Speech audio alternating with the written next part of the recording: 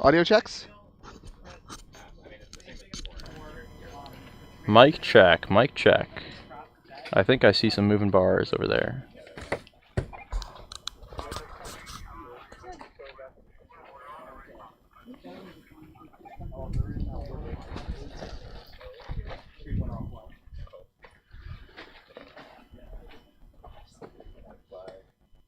Masking tape.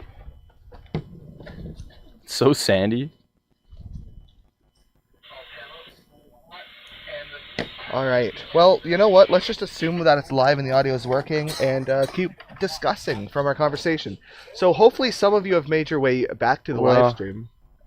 Let's just wait for some confirmation from Brendan over here on the control computer. Mm-hmm.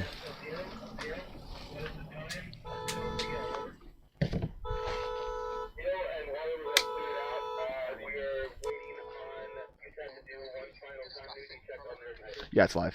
Are we back live? We're live. Okay. That's okay. Do you have signal's bad, but it is functional. Is that chat that's on the screen the actual one that? Okay, we should make it big again so we can read it. Oh, I got mute. Okay, thanks. Welcome back, everybody. Apologies for all of that. We're working on getting all of our technology back.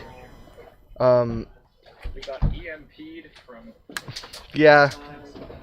Yeah, someone took out our network, so now we have to kind of reset everything, but we're back. We've got the Carlton team right here. Hey, guys. Hello. We just recovered the fucking stream. It died. Well, it looks like the viewers are slowly migrating themselves over to Good. I hope most of you can find your way back. Sorry about that. We really... Let's there. All right. Well, we got some folks coming back, which is good. Is Nico gonna give us the chat? Here. Okay. Okay. Well, the chat says we're back. Okay, we're back. Someone says say hi for Carlton for them. They've just driven by, but we will contact Carlton for sure. Yeah, I'll go talk to them after the launch, probably. I'm pretty sure we're pretty close on some of the hybrids. Do you guys have cameras out at the hybrids? We have, I believe, 2 cameras at the advanced pads. I could be wrong about that. Currently, we're focused on us, and then. Well, I'm looking at our Lorex, the left monitor there. Yeah. Do you know which pad that is? No. I think that could be the advanced pad. area because I don't recognize it. So. Yeah, and it doesn't look like there's anyone there, so it may be relatively soon. Yeah, maybe we'll as we kind of re-establish the stream, we might get some other shots. Yep.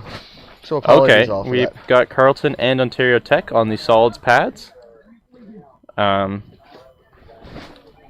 Okay. Sweet. We can now read the chat from the booth here. Just again, Chris Hobbs, our launch command officer. Launch control officer. LCO. So he is the one that basically, what he says is the gold rule. When he gives that update, that's the same time we get it. So we really appreciate him chatting through there so everyone else can see.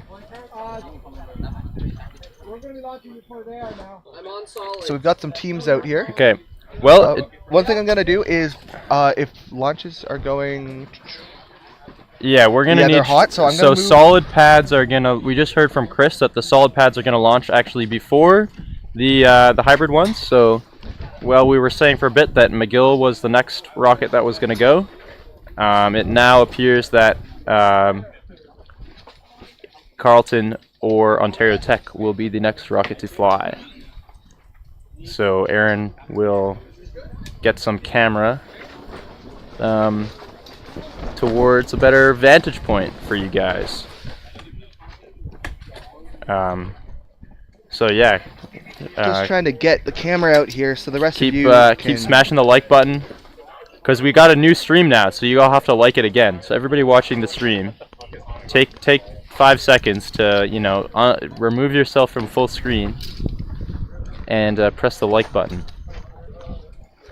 I don't know, the real streamers have left me. I'm like the guest, but now I'm the only one. I'm still here. I guess Aaron's still on the mic. Give me a mic. Here. There we go. I'm just moving over here because we have some students gathering to watch the launches, so... I don't know. I'm currently eating a cookie given to me by the Carlton University students. I don't know where this cookie has been, but they gave it to me and it's a cookie. It's a Chips Ahoy chocolate chip cookie. Oh, delicious. Must be pretty good. Pretty shout mid, out to honestly. Sebastien P. I hope I said that right. Thanks for shouting us out in the chat. We appreciate the love. I don't know, what do you think has been the most exciting launch that you saw yet? Well, not spun, or like spun after the forward motor closure failure. Oh, okay, yeah, well, I missed that one, unfortunately. Heard it. It was just a whoosh. And then, yeah, no. It was actually like really sad. That was a cert flight and the motor just failed. Sucks. But, Certified Cicerone Memento. yeah. Actually, do we maybe want to talk a little bit about cert launches, maybe some like techniques or like... Yeah, sure. Because I mean, so there's going to be a few more minutes until we go hot with the solids, where we'll probably have some nice shots from the pads there. Oh, is that the one on our monitor here is the McGill rocket, I believe, the yellow one.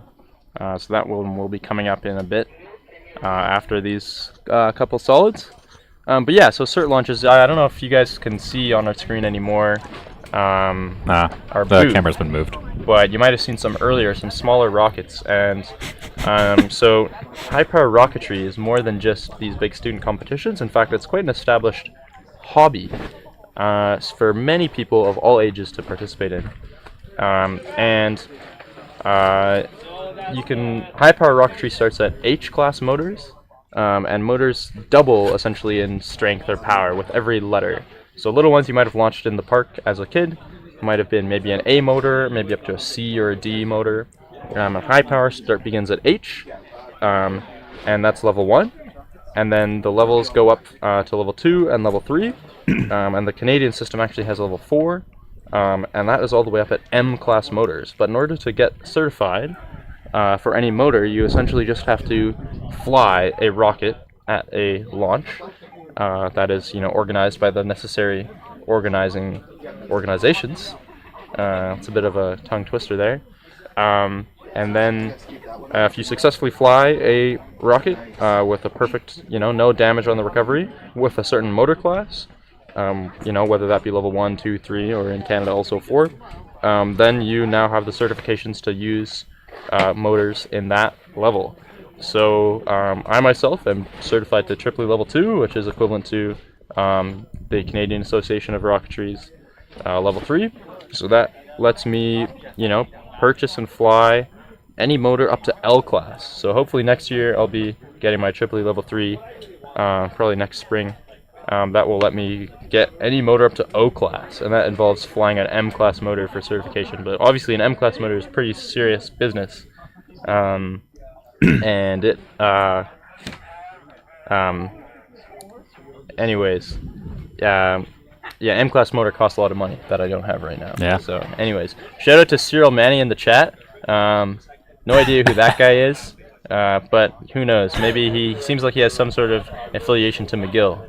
I sure hope he's not affiliated with the Launch Canada organization, because that could be some serious bias going on. No. He said no bias. He's just making a statement. Yeah. He's saying he's certainly McGill. not biased at all. He's just saying and McGill. He's definitely. He's just saying I it as a definitely bet statement. he's not, affiliated with a Launch Canada organization that could potentially do anything like that. But yeah, shout out to Cyril Manny in the chat. Yuri. Okay, cool. Thank you, Cyril. Very cool. So you were saying you can buy up to an O class with a level 3 certification. Does that mean that if you have a level 4 or level 5 certification, you can buy a P class and a Q class? Well, that's the highest certification you can get for Tripoli. For Canada, it's level 4, but it's the same. And O class is the largest type of amateur motor that can be commercially bought. Oh, I think we're about to start the launch I believe sequence we're here going to on the start solid flying side. some rockets. So, I guess I can even stand up and still be on the stream, right? Yeah. Because I want to take some photos. I've been trying to take photos of every launch. Nice. So this might be a little bit of a maneuver. Can you imagine if you launched the rocket and then taking a shit?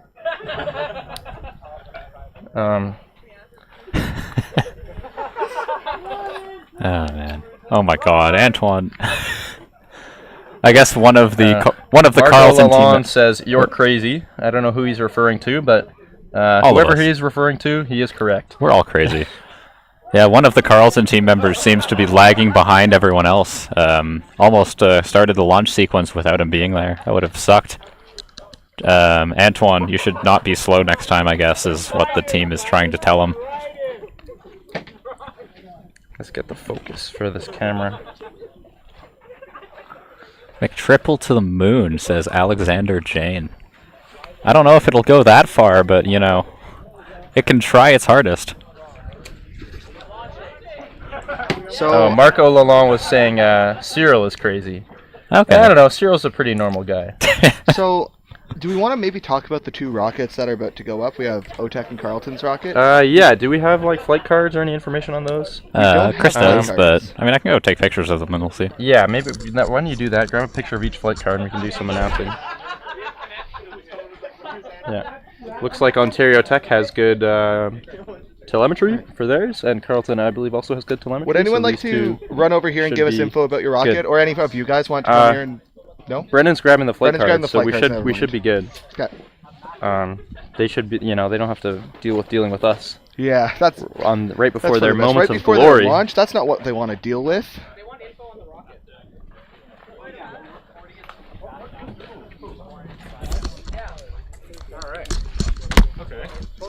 Well, here we got Yuhan from Carlton. Hello.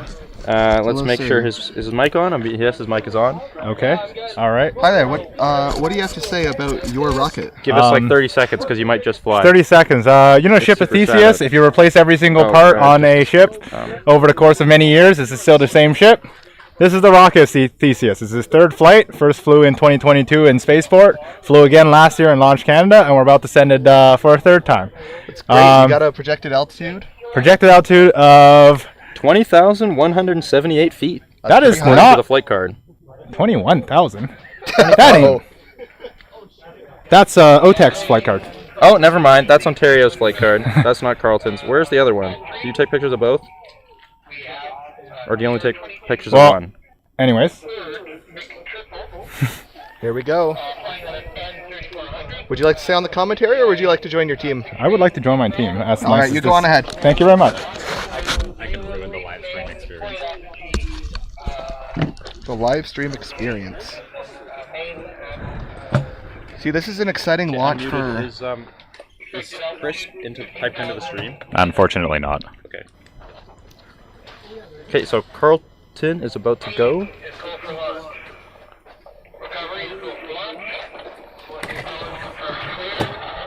All right, So Carlton is going up to Okay. Back here.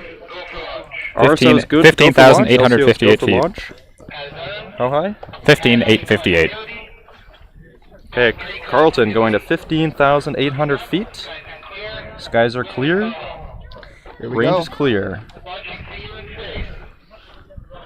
Should also say this is an important launch for Brendan and I, as the first generation that we were both involved with the design of. So an incredibly exciting launch. It's not often you see rockets recycled this many times. Third flight of this airframe. We flew the first one down to New Mexico, and it failed. So did the second one. And we'll see how this one goes. All right.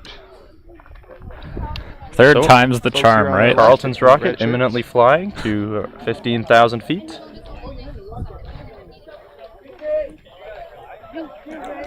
Do we know about their payload? I think they're launching the microscope, aren't they? Okay, they're launching a... There are some microscope. cells in it. I don't know if they're frog We'll cells. try and get the stream some more info on Carlton's rocket, potentially right after they fly.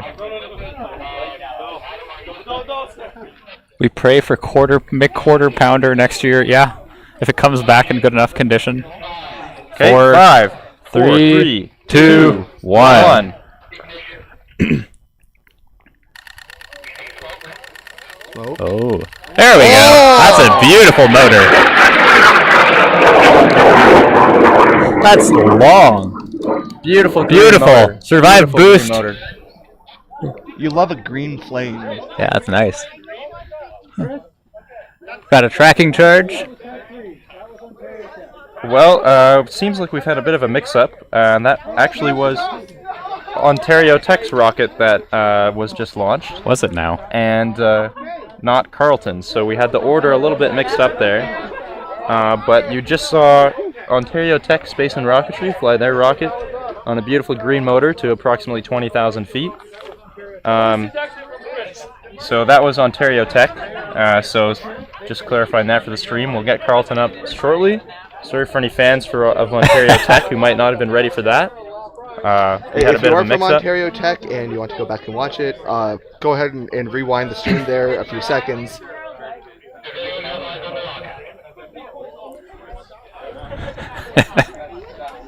Yeah, I thought that rocket out there with the motor would look blue and orange and not red and white. To be fair, we were given the order that Yeah. it was going to be Carlton's rocket, correct? Yeah, I mean, Yeah. he also said Carlton, see you in space, so... Yeah, he's Yeah.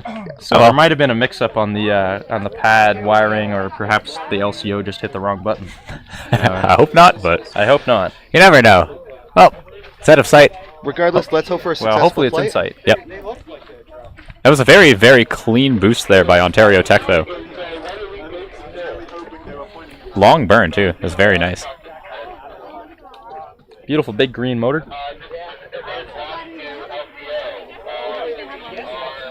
We should have done a drag race. That would have been really fun. Where's U Ottawa? Weren't they supposed to do a drag race with Carlton?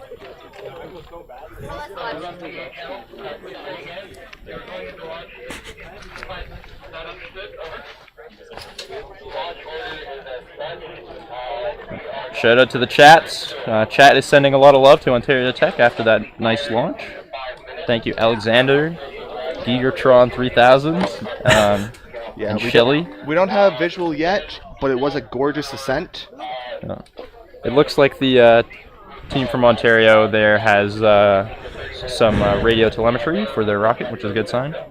That's good news. Drag race. I don't know if we'll be doing a drag race. Hey man, Shane is down. Say again? Shane is down for it. He said he'd do it. I don't think Ottawa's ready to race against Carlton. No. We're up to 130 viewers again. Not quite what we had, but still. Yeah. There you go. Shout out to all 130 of our viewers. Yeah, we figured. They're going to McGill next, Okay. and then they're going to Utah and Waterloo 30 to 45 minutes. Well, Okay. Carlton is When's ready Carlton too, going? right? Yeah. It sounds like Shelly. Yeah, we'll try and get some Ontario Tech people in the chat or on the stream at some point. Might be a little bit. We have some more rockets imminent. Yep. Sounds like we might be looking at a McGill launch coming up shortly of their hybrid. Yeah.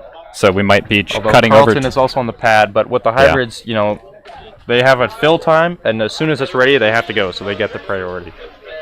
Yep. Drone's going to the advanced pad. Looks like so. All right. And a McGill launch should be imminent. Okay.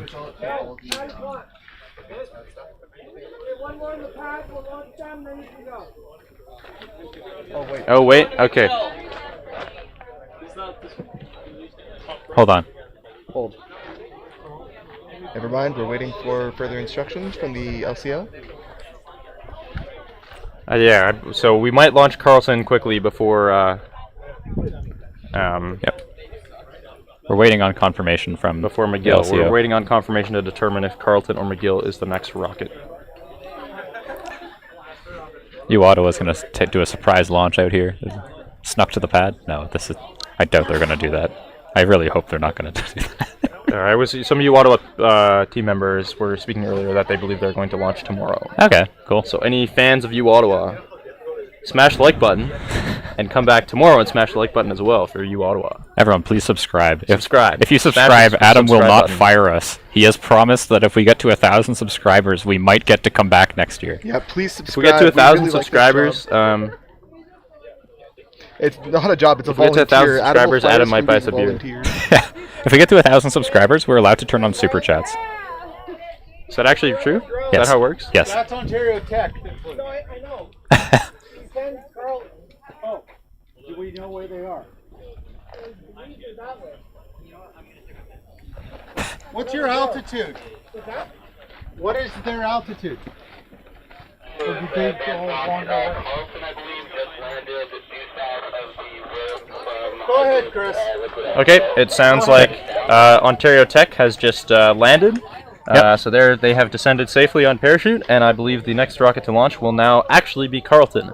So any Carlton fans out there, thank you for your patience, and you will now be going. So Carlton is the next rocket to fly. Similar to what happened at the Spaceport America Cup last time. There was a.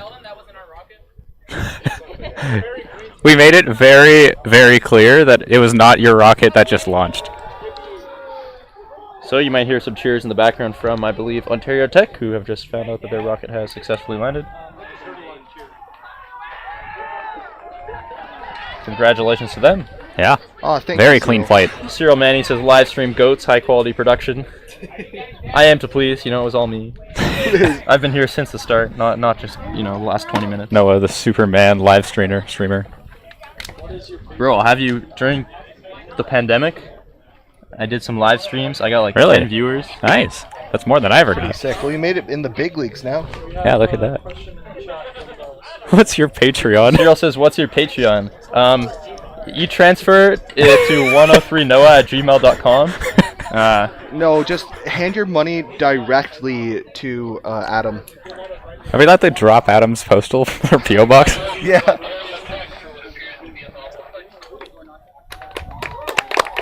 Right, some applause here for Ontario Tech's flight. Drone's at Miguel. I'm at advance. If you're doing here, go for it, but I'm not here. All right. Sounds like they're going to send up Carlton now that they've got confirmation from. There's. Okay, from the LCO. This time it's Carlton. This time it's Carlton. Unfortunately, it doesn't sound like we're going to have drone N3400 footage. motor. It's on pad 3. There is continuity in pad 3. So Carlton is flying to approximately 15,000 feet on an N motor. It's about a 6-inch diameter rocket with an interesting aluminum internal structure. 5, 4, 3, 2, 1. Ignition. Well, it doesn't appear like it's going so far.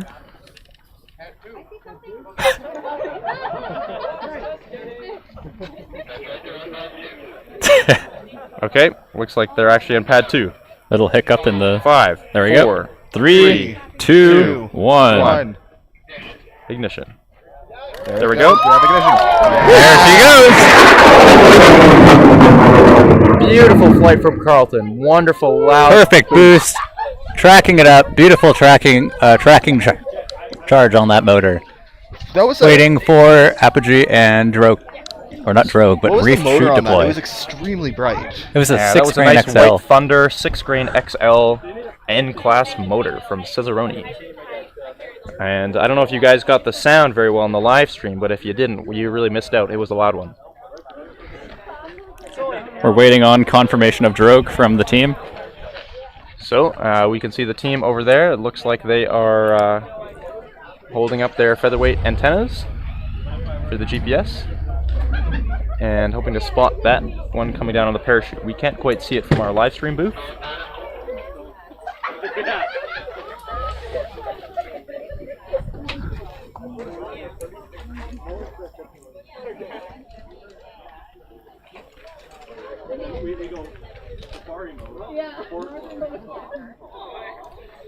There's a dog near the live stream booth. That's a nice little distraction. That's the dog that I interviewed yesterday on the live stream.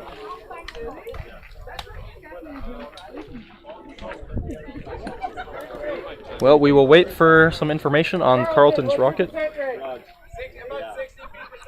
They have about 60 feet per second of descent rate. That's Well, that's a bit of a slow speed, but a slow drogue speed. Yeah. So that looks like Carlton successfully has a parachute out. Yep, they are flying do a you know reef. anything about the Carlton's recovery system? They are flying a reefed main, so I believe they have a cord that's around the skirt of their parachute with actually their altimeters sewn into the parachute fabric itself. Interesting So- design. And then yeah, once they get to their deployment altitude, then the pyros on that will fire and expand, and it will expand. So that's the theory. We'll see if it happens. They tried this last year as We well. have our eyes open on the, south to southwest kind of region of the sky, and hopefully we can see that big reefed parachute unreef itself Yep. and land safely for Carlton. Carlton is at 9,000 feet and still descending under reef main. Yep, 9,000 feet, 60 feet per second.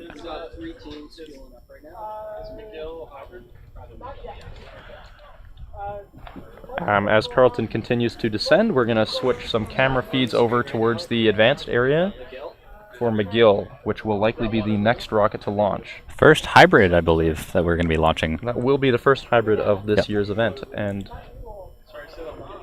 there was a static fire earlier, but this time it's a launch, so we hope to see that.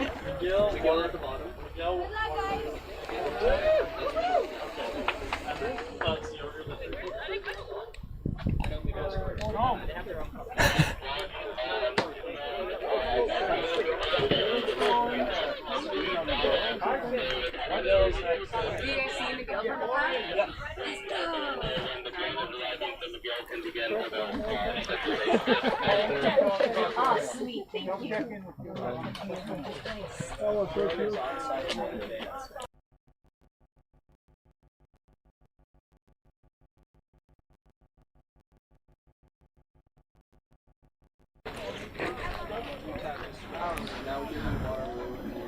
we just had some information that University of Toronto has scrubbed. So from the advanced area, we should soon be having McGill and Waterloo with the liquid rocket, which is very exciting. That will be really fun to see that. Oh, you guys are good.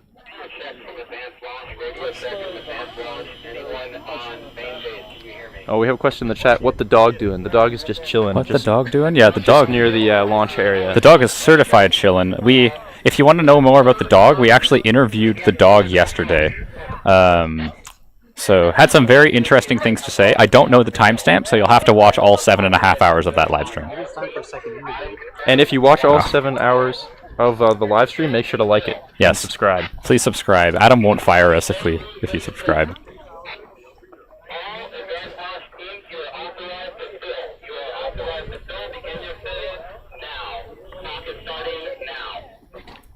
Well, we've just received word that the advanced teams have been given authorization to fill their rockets. So that would be Waterloo and McGill are now filling their rockets. They deploy? The clock starts now for them. Sounds like Also heard Carlton some has applause had over from main. Carlton's side, so it seems like Carlton may have successfully landed their rocket. So well done to Carlton. Shout out to any of the fans from.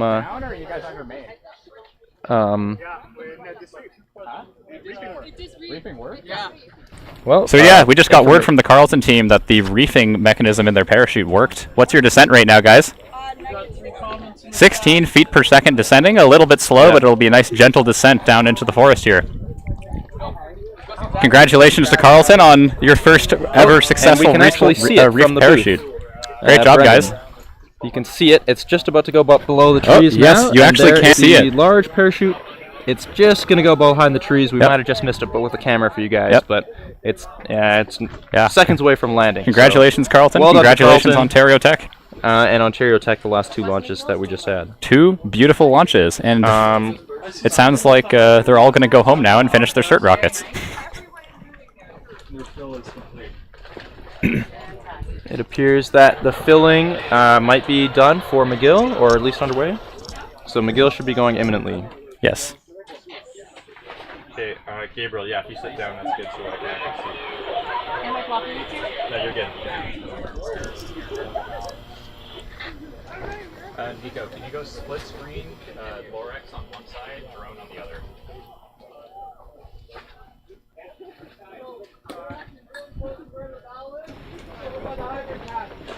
Sorry, which two did you want? The Lorex on one side and the drone on the other. That's going to be the most effective for the advanced pad.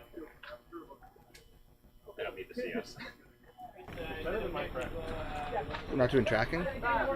So we're we can trying to track get as some, well, to yeah. switch you guys to Nico, just do all 4 because we have track and we have audience too. Yeah, okay. Yeah, we can do that. well, We don't have audience.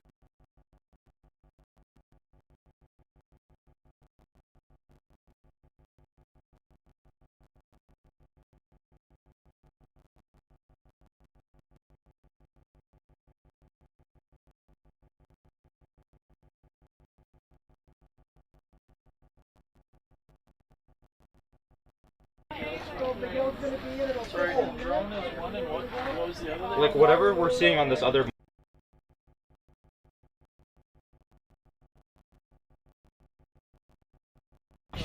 So we're just working on getting some of the camera angles over at the advanced area for you guys. I see Mateo in the chat pouring out a Josh for McTriple. I don't know who Josh is, but I hope he's okay. So, I also we should probably give a little explanation as to how the launch pads are actually set up. Because kind of behind us there, right there where we've had the CERT launches, and a little bit beyond that is where we've had the solid launches, they've all been within relative view, and so people have come to view them here. But there's a separate viewing area for the advanced pads, and we don't have a direct line of sight to it, Yep. as it is quite a bit further from the public viewing area. They're actually behind a hill. It took a radio repeater for us to even get footage from their launch pads down there. But the networking team did an incredible job. We have that stable footage. It's working really well. So We can switch to that feed. We see that feed on our monitor here, but our stream technician, let's say, is working hard, fiddling with the stream to swap over feeds. Yep. Yep. Currently, I believe it's in that. I think it's in that top left one there. Nico, it's probably the layers.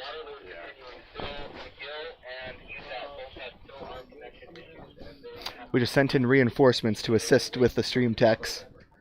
All right.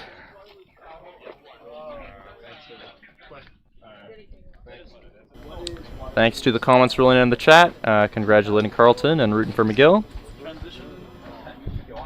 Did we get updates on the descent of OTAC as well?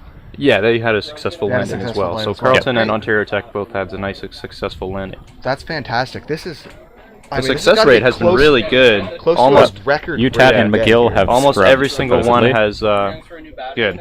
Oh, we're getting word that UTAT and McGill may have both scrubbed. So potentially we're just looking now at Waterloo, which could potentially be the next launch. He's going to come back to get the battery. So, what are some reasons a hybrid might scrub? To be honest, I don't know a lot about hybrids, but they're can talk about this a complicated. little They bit have if a you lot want. of. That's true. Yeah. So hybrids are famously a lot more complex than your typical solid rockets. There's a lot of things that will affect the performance of it, right? So this is going to be your temperature of of the nitrous inside of your tank if you're using nitrous. It's going to be the amount of nitrous inside of your tank, because controlling the amount of liquid inside of your tank is very important for having an accurate and successful flight. And it also has to do with everything on the ground. So if you lose too many sensors, let's say, while you're on the ground, or any sensors, depending on how redundant your system is, you might not be able to make safe decisions on how to proceed with your fill process. Or if any of your valves are misbehaving and you can't actually pressurize your rocket, you're going to have to scrub and go home. All of these can be factors like overheating of the valve coils, just blockages in the system from either foreign object debris or even just ice forming from it getting cold. So there's a lot of different things that can go wrong with a hybrid, but the teams that fly with them know this well, and I'm sure we will see them all flying either later today or in the next couple days. Yep, and we've just received word from the LCO that Waterloo is continuing their fill, and so they will be the next rocket to attempt to launch. So that will be very exciting. That will be could be the first amateur liquid rocket launch in Canada. So history can potentially be made here today in short time if Waterloo is successful in launching their rocket. Waterloo, always an impressive team at these events. They have been doing hybrids for the better part of a decade, if not more. And they are now moving on even from hybrids into liquids. So very impressive work being done over at the University of Waterloo.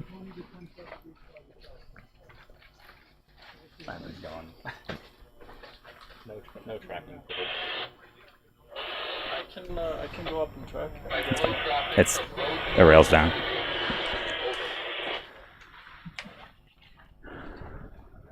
So yeah, Noah, how much sleep have you gotten today? 3. I've gotten pretty good sleep actually. Pretty good, I'm actually nice. camping out at the launch site for the launch week. Oh yeah. So How's that? I didn't have to wake up that early, you know, because I already here, no travel. Any weird sounds that you hear in the middle of the night? Just a lot of wind. Hey, damn. And Michelle's generator for a bit. No, No, it's good. We have a small group of people camping out here. Nice. It was pretty cold last night. I think it got to about 6 degrees. Oof. Do you think you could camp out here for a whole week surviving on nothing but the blueberries? You know, I think it probably would be possible. You know, the entire ground is basically covered in blueberries. You can just eat.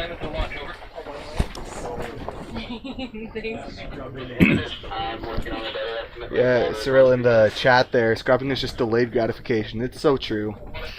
Sometimes it's annoying for the teams when you go out to the pad and you do all this work all day and just to go home or have to wait for later. But eventually you're going to get that successful flight and it feels so much better when you do. I'm going to come to you with a 10 count very soon. Okay, it looks like we're going to have Waterloo pretty soon. Hopefully we can get a camera on Waterloo. I believe the one, I don't know if the one we're looking at right now is McGill or Waterloo, but... That's McGill. So... Should be the other advanced.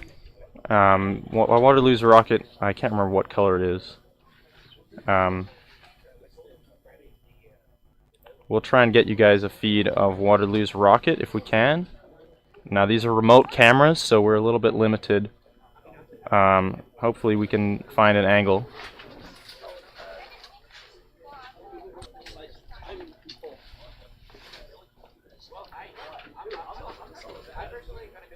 We might be able to get you the drone footage, perhaps. Alex, are you at the advanced area? No, I'm right here because I ran out of battery. Are you going over? Yeah. Okay. Alright, we're about to lose drone footage for just a moment. Okay. You put the drone up. Okay, we're going to try and get you footage of Waterloo's rocket. The drone is on its way over to that area, but hopefully it gets there in time. About how far away is the advanced pad from here? I believe it's about 3 kilometers between the LCO stand here, where we are at the live stream booth, and the area where the hybrids are set up. Right. So, definitely pretty far, you know, on foot or by car, but for a drone, not quite so long. Yeah, I believe it takes a couple minutes for Alec, our drone pilot, to fly over there. So you should have the drone footage on screen now. And I believe that might be... Is that Waterloo's rocket, or is that University of Toronto's?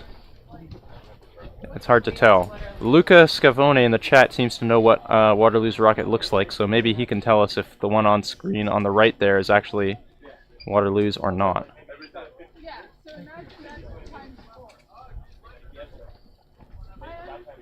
I thought Waterloo's rocket had some white parts and stuff, so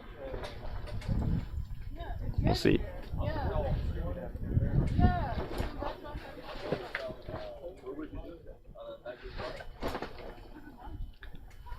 Yeah. That yellow one is McGill's.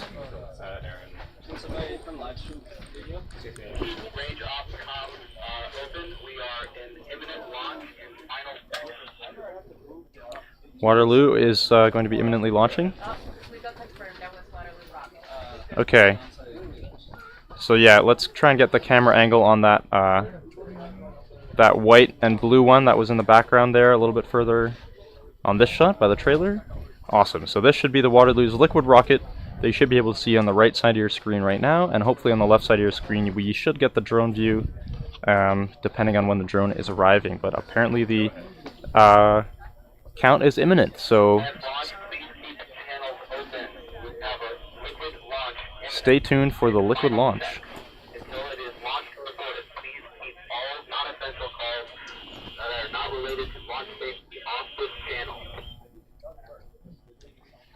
Alright, we have Waterloo on screen for you now, and just waiting on the countdown. Brendan, would you like to explain that radio call you just made?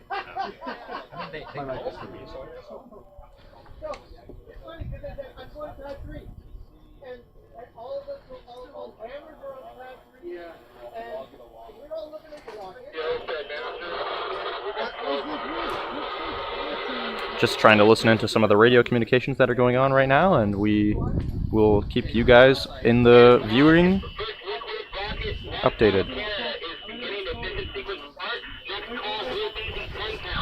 The next call will be the 10 count, so prepare yourselves. Oh, we got a lot.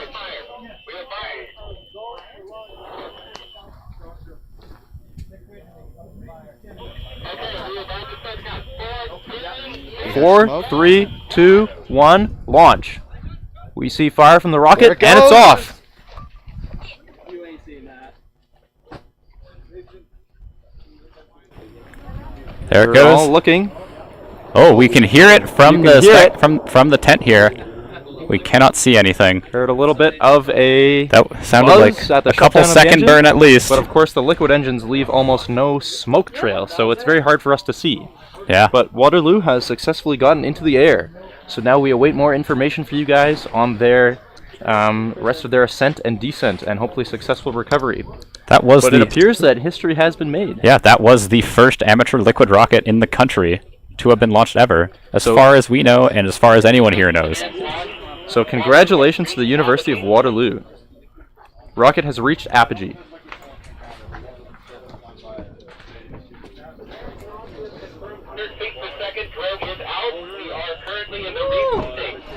Waterloo Rocketry has confirmed drogue parachute deployment. They are currently in the reefed state. So we got a shootout on the liquid. So it's not coming in ballistic, so well done. Yeah, it's very important. They're gonna get it back.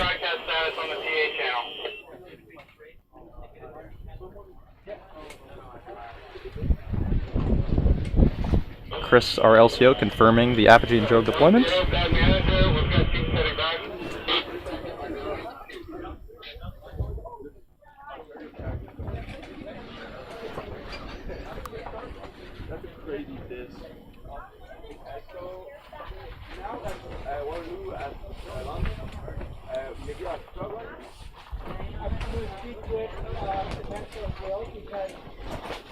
Worst case scenario, I die.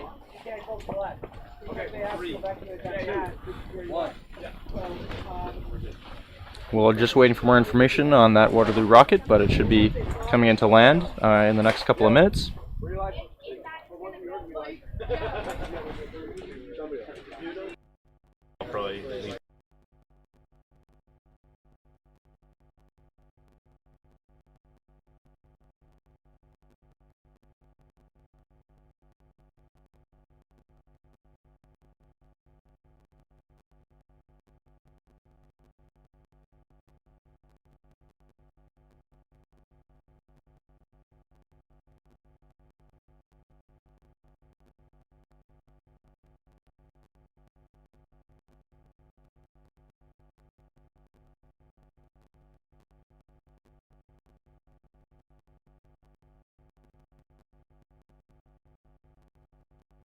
So let's get some, everyone put emojis in the chat for how the Waterloo launch made you feel.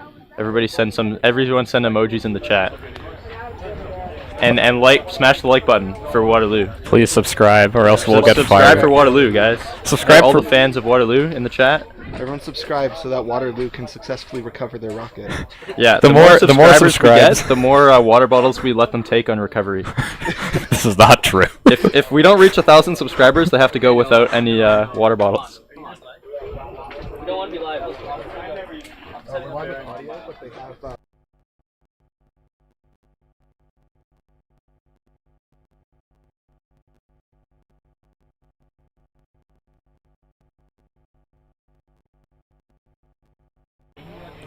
Did McGill launch? McGill unfortunately scrubbed, so they, I believe, are going to the pad to troubleshoot once it is safe to do so.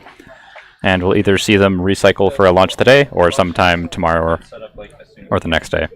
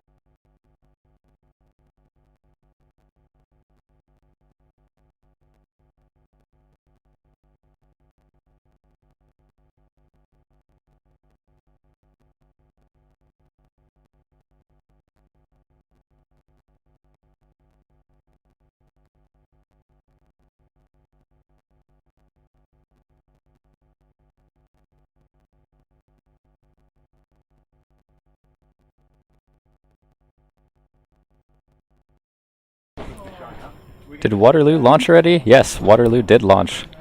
They performed, from what we can tell, a successful first flight of a liquid rocket or amateur liquid rocket in Canada. As soon as We are waiting on confirmation for their recovery system deploy and their landing. Yes. They landed under drogue. Okay. Okay. We have confirmation that Waterloo landed under drogue.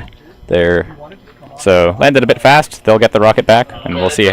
We'll see in what condition it is in. Once Carlton.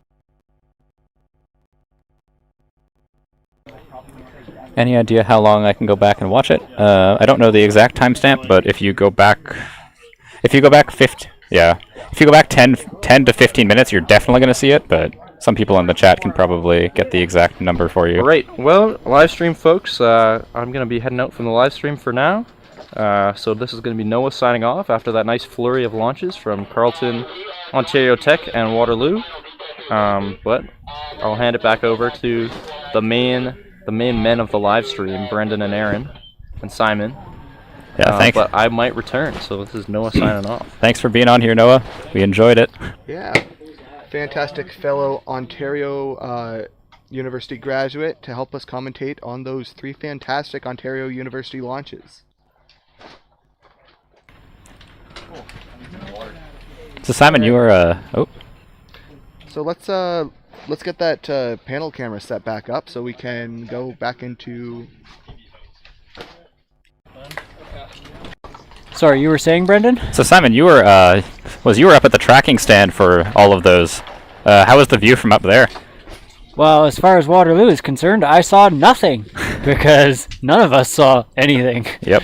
Advanced pad is far away and liquids are hard to see, unfortunately.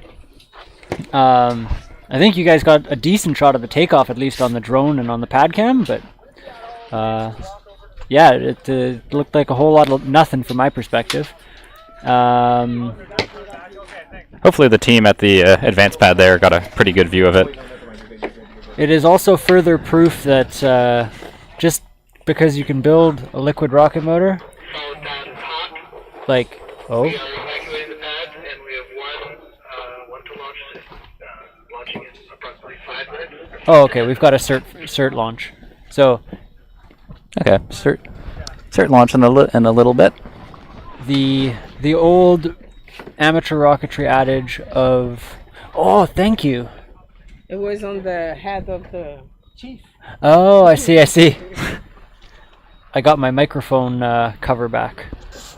Sorry, I'm going to mute myself for a second.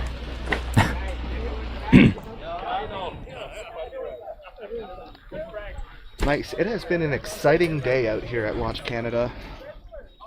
Very much. A lot of launches today. A lot of teams got off the pad today, which is great. And an extremely high amount of completely nominal, completely successful launches Yeah. as well. We have not seen very many rockets that went So, guys, very we keep poorly. going around this word nominal. Like, what does that mean? A nominal flight is one where everything that you expect to happen does happen. So that is to say, you have a launch, you have a liftoff, you go straight off the rail, you get to your apogee, so the top of your flight, you release a drogue parachute or a reefed main parachute, and then you descend under drogue to your main parachute altitude, and you release your main parachute, whether it's reefed or in a second compartment, and you land softly. And you have telemetry the whole way so that you know where you are and what you're doing. That is a fully nominal flight, and that is what everyone here is aiming for. Yeah. Have we answered the scrub process? No, we haven't question? yet. So what is the process the teams with solid rockets that scrub have to go through to get back on the pad? So, I mean, we know this quite well, actually. We 'cause- have scrubbed many a time, yep. Yep, so when we were back at, like, we all come from Carlton. We were at the Spaceport America Cup more than once, or more than a few times, and we had to take our rocket down from the pad quite frequently. The weather there is famously very windy, which meant that whenever it exceeded the max wind speed and it was the end of the day, well, you got to launch tomorrow. So what do? Pretty much the people, or the pad managers, will remove the igniters from the rockets after the igniting circuit has been shorted, so it cannot fire. So this makes it as safe as we possibly can for the people to approach the rocket and remove the igniters. Once the igniters are out, the rockets are still dangerous because they're armed. At any time, technically, the parachutes can deploy on those rockets, and then you'll have pieces falling down onto you. So after that, the teams have to be sent out to disarm their own rockets. And then once that is done, we can lower the rockets down from the rails and take them back and store it for a safe place until they can do their next attempt. It's also possible that in some cases the scrub is not due to an extraneous factor, so like the wind or cloud cover like what we saw yesterday, but it might also be due to something going on within the rocket. So before we launch, Chris, our LCO, will always ask if they have good telemetry lock on the rocket. That is to say that they are tracking the GPS. Sorry. Nico, can you turn down the radio a little bit, please? That is so. Yeah, that we have good GPS tracking of the rocket, so we know where it is. We have good telemetry, so we can tell how fast it's going and sort of all of the other important information that we need to know. And it could be that for one reason or another there is a loss of connectivity with the signal from the rocket, in which case that can cause a scrub as well. That's actually something that happened to the three of us at the competition that we were at most recently as students, the 2022 Spaceport America Cup.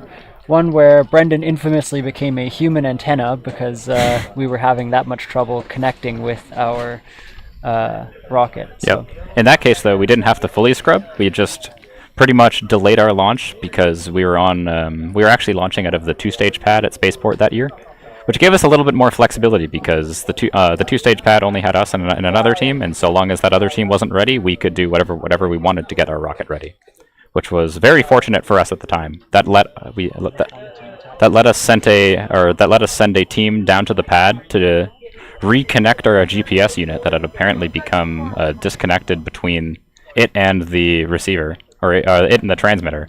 So both of them were working correctly, it's just that they were not paired, which is a very weird problem to have, but it's not that uncommon. So they ended up being able to do that on the launch pad, and we regained connectivity and ended up being able to launch that rocket successfully. Just to answer D. Castle's question too, is UTAT launching today? We're not sure. So they had a fill arm failure with their, or fill arm issue, I should say, with their hybrid motor. So their filling of the oxidizer into their rocket did not go as planned. And they have had to temporarily scrub. So they are currently checking that out. We might be able to see them on one of the pad cams. But yeah, it's as the day goes later and later, it's becoming less and less likely that they're launching. But with hybrids, it's down to the wire often. As we saw with the liquid rocket, we got very little warning as to when they were going to launch, because it's a situation where once they're ready, they just kind of have to go. And something very similar will happen with UTAT and with McGill, I expect.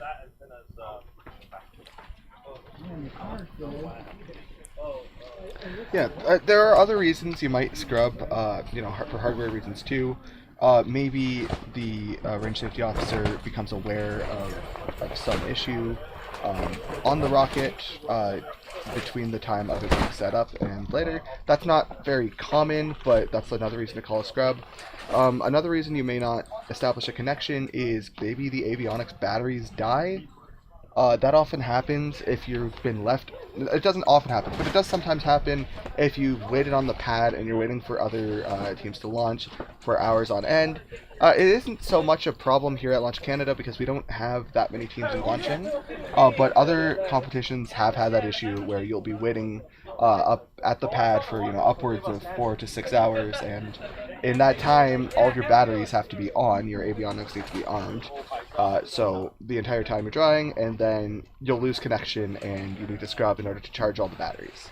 Well, and beyond that, I mean, this is what happened with the University of Laval yesterday, right? Is that we were just waiting on the weather forever, and so in the time that it took for them to sort of set up, and wait and wait and wait and wait. Eventually, they just lost connection with the rocket because it had been, 6 hours since they had turned that system on, and the batteries were just toast.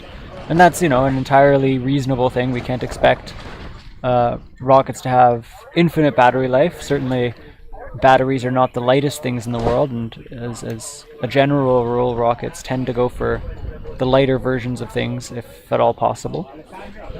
So yeah, there's a whole, there is a million ways. There's a million ways that a rocket can go wrong. There's only one or two ways that a rocket can go right, and Sounds like we're going to be gearing up for a cert launch in a minute or two here. Yeah, exactly. Where the LCO is confirming that the flyer has telemetry. Seems to be good, so we can probably cut to maybe even a drone shot of this. We'll see. I don't think we have a tracking cam up right now, do we? We're on the drone shot already. Okay, we're on the drone shot of this flight. Nice. And the pad cam, but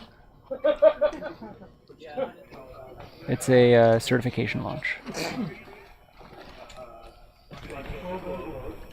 Oh no, this is Met.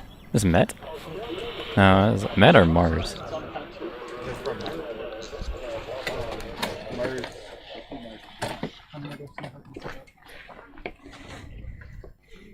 I'm gonna see if we can get a tracking cam here for you guys. Can you try to switch to tracking cam? No, that's no, tracking cam is I think it's listed as Nikon in the sources. So switch to pull up dual screen and try to enable Nikon and disable blur.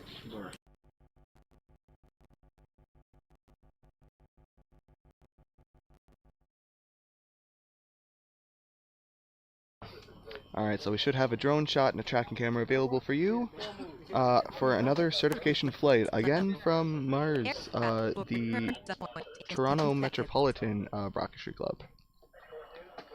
This isn't their university team's launch, this is another certification from the club.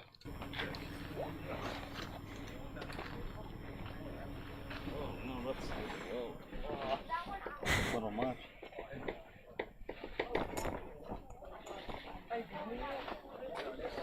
While we wait, I have a question for you all. I would love some opinions here. See, I'm launching a certification rocket in a couple days, but the problem is it's actually lower weight than I thought it was, and lower stability than I thought it would be, meaning I need to add some weight to the front in order to bring that center of mass forward. And I have a fairly large payload bay here. It's about a 4-inch diameter by... On pad 2, Metropolitan Rocketry. It's about 20 inches. Oh, never mind. This is Toronto Metropolitan University's launch. 11,000 feet. Alright, we'll move to commentary there. M1130, I think he said, and it's going to, just over 11,000 feet. Toronto Metropolitan University. We just got the go for launch. And wind is high but nominal, within limits.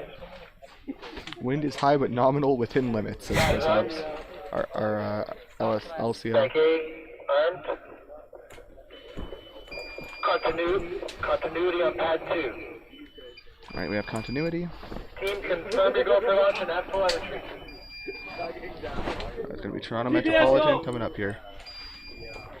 Team is go for launch. Countdown. This is a heads-up flight because there's wind and this is good as a risk of weather caution. So please get out from under your pants and eyes to the skies, please. This is a heads-up flight.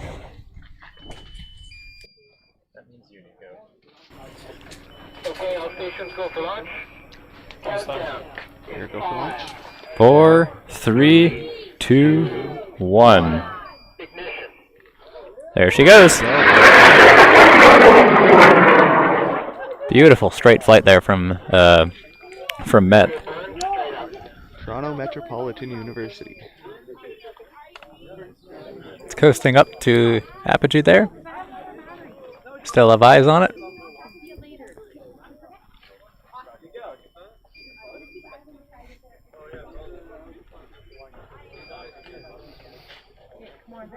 Looks like we have an event. Looks like their drogue is out.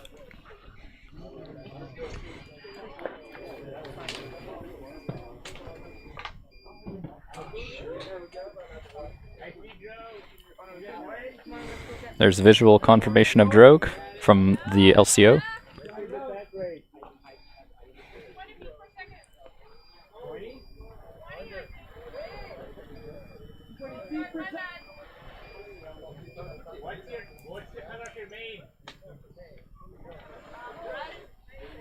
What is the color of your maid? Red and black. It's red and black.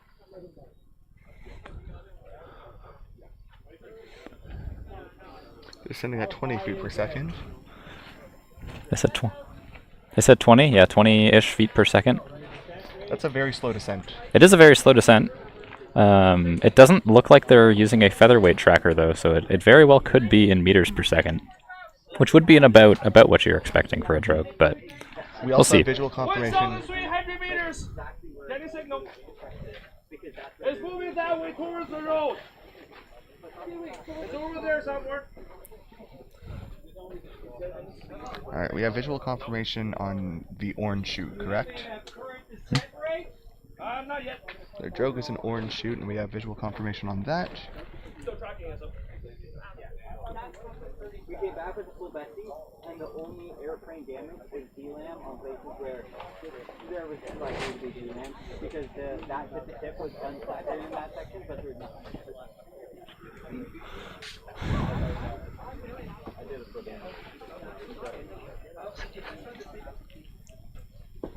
Yeah. What was our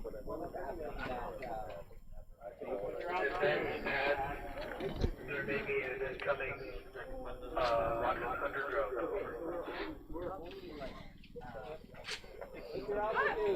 Oh my god, that's pretty good. What's your altitude?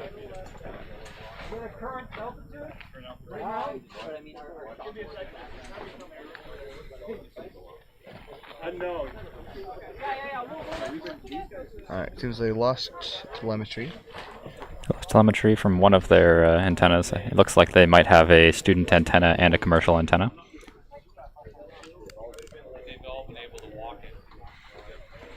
This does happen quite frequently. I mean, it also happened to us where we would lose the student telemetry, but the commercial one would hold up until it landed. That's the thing, is these commercial products undergo such rigorous testing before they're sold. Yep. But that And being then teams said, of engineers behind them. But the fact that students are able to produce essentially the same quality of product, even if not the same consistency, using a much smaller budget is always very impressive. yeah. Like, it's always great to see student teams do stuff like that. So yeah, we're waiting on confirmation to see what's going on with Met's rocket there, and we'll let you guys know when we have the info.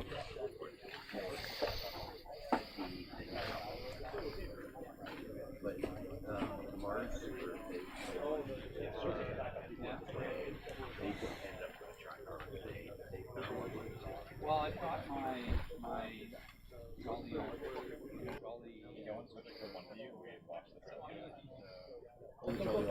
yeah. Oh, well, then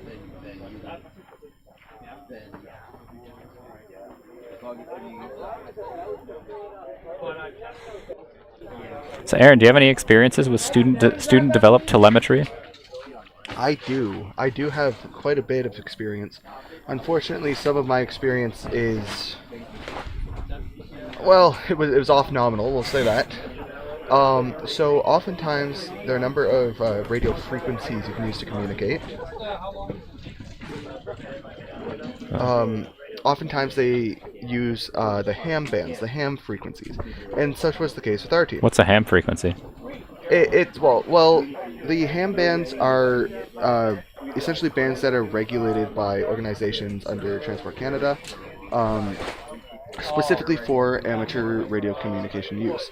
Now, in order to be licensed these bands to operate radio communications on them, you need to take an exam and become certified.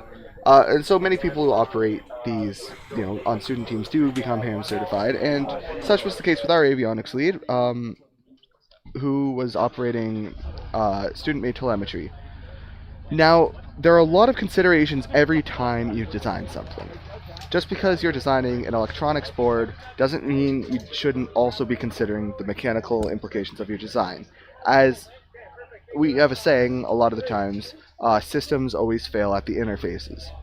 So, to have a proper telemetry link, telemetry is essentially a connection to transmit the flight data from the rocket. You need a transmitter on board the rocket and a receiver in a ground station, which can have any shape and form, from a Bluetooth to an app on your phone, to a full-on custom-built computer with monitors and display outputs. So we had one that was simply to USB, could plug into a laptop in order to get information on a rocket. I didn't realize this camera was on. I'm going to sit down for you all. And the problem we had is, we got packets. A packet is essentially a bundled group of data sent to your ground station.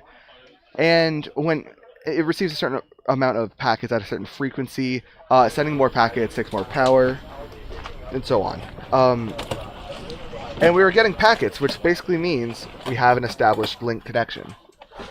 And so we were going for launch. And we had our off-the-shelf radio, which is all you really need to launch in order to confirm. And we figured, okay, our SRAD is good too. And as we're launching, as the second we launch, I lose connection. And we couldn't figure out why until immediately after we realized that one of the adapters on our student-developed board inside of the base station actually mechanically broke off because it wasn't designed with any stresses exerted on the antenna in mind. So while we were operating this board, the antenna was, rustled a bit, and it wasn't reinforced in any way, so that actually caused it to rip off of the surface mount components. It pretty much made that board useless without an antenna. So that's why it's really important to have a good cross-disciplinary understanding when you're designing something that you expect to be used, especially when it's being used under conditions other than you might have expected, right? Yeah. I mean, if you have a background in programming, even if you're a licensed software engineer, you may not necessarily be the best person to immediately go out and design a bridge without consulting somebody who knows a lot about bridges. Yeah. Because it's all important, right? It's also, important to just have more than one person developing things, because a lot of these student teams have one or two people that are taking on these large projects of making all of these boards, and unless you really know what you're doing, it's very easy to make very small oversights, such as the antenna connector stress. So right. I have an example of a similar oversight that I made, as I was the payload captain on the Carlton team for 4 years.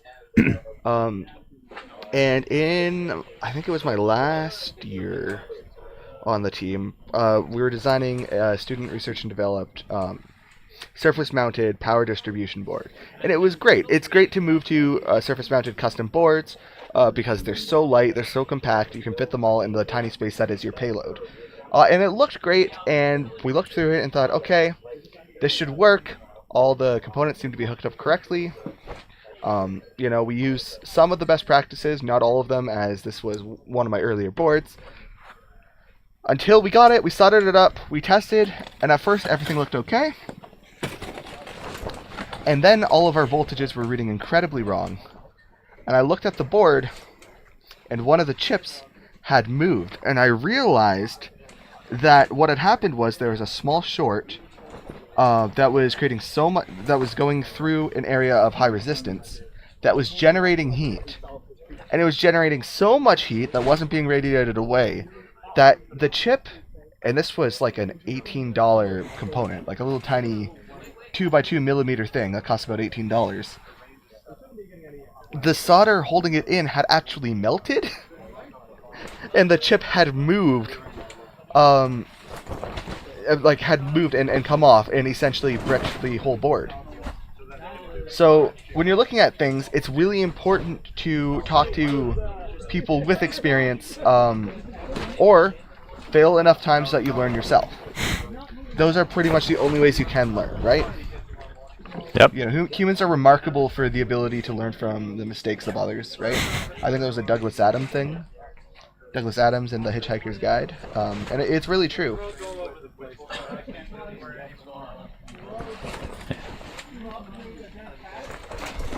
Ah, there's some people. Looks like tinkering on the.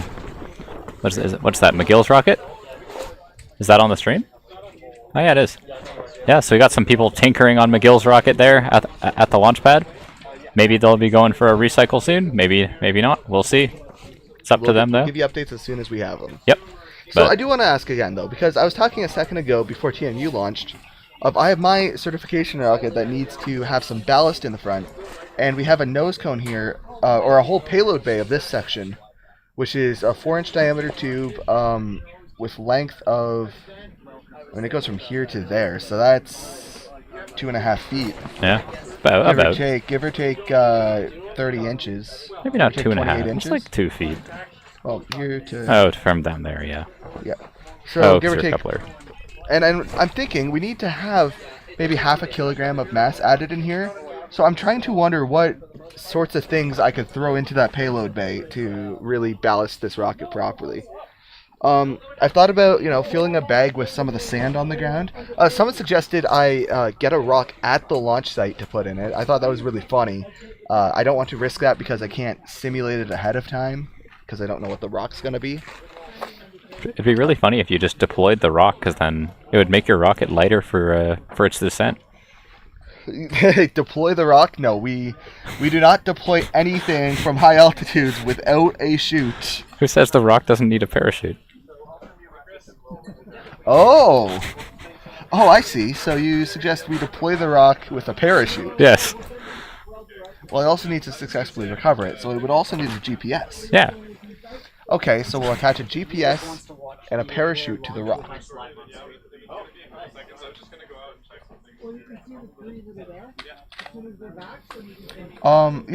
I've been suggested getting a can of beans or a can of soup. I think that would be pretty fun. I think to meet the mass, I'd probably have to get 2 of them.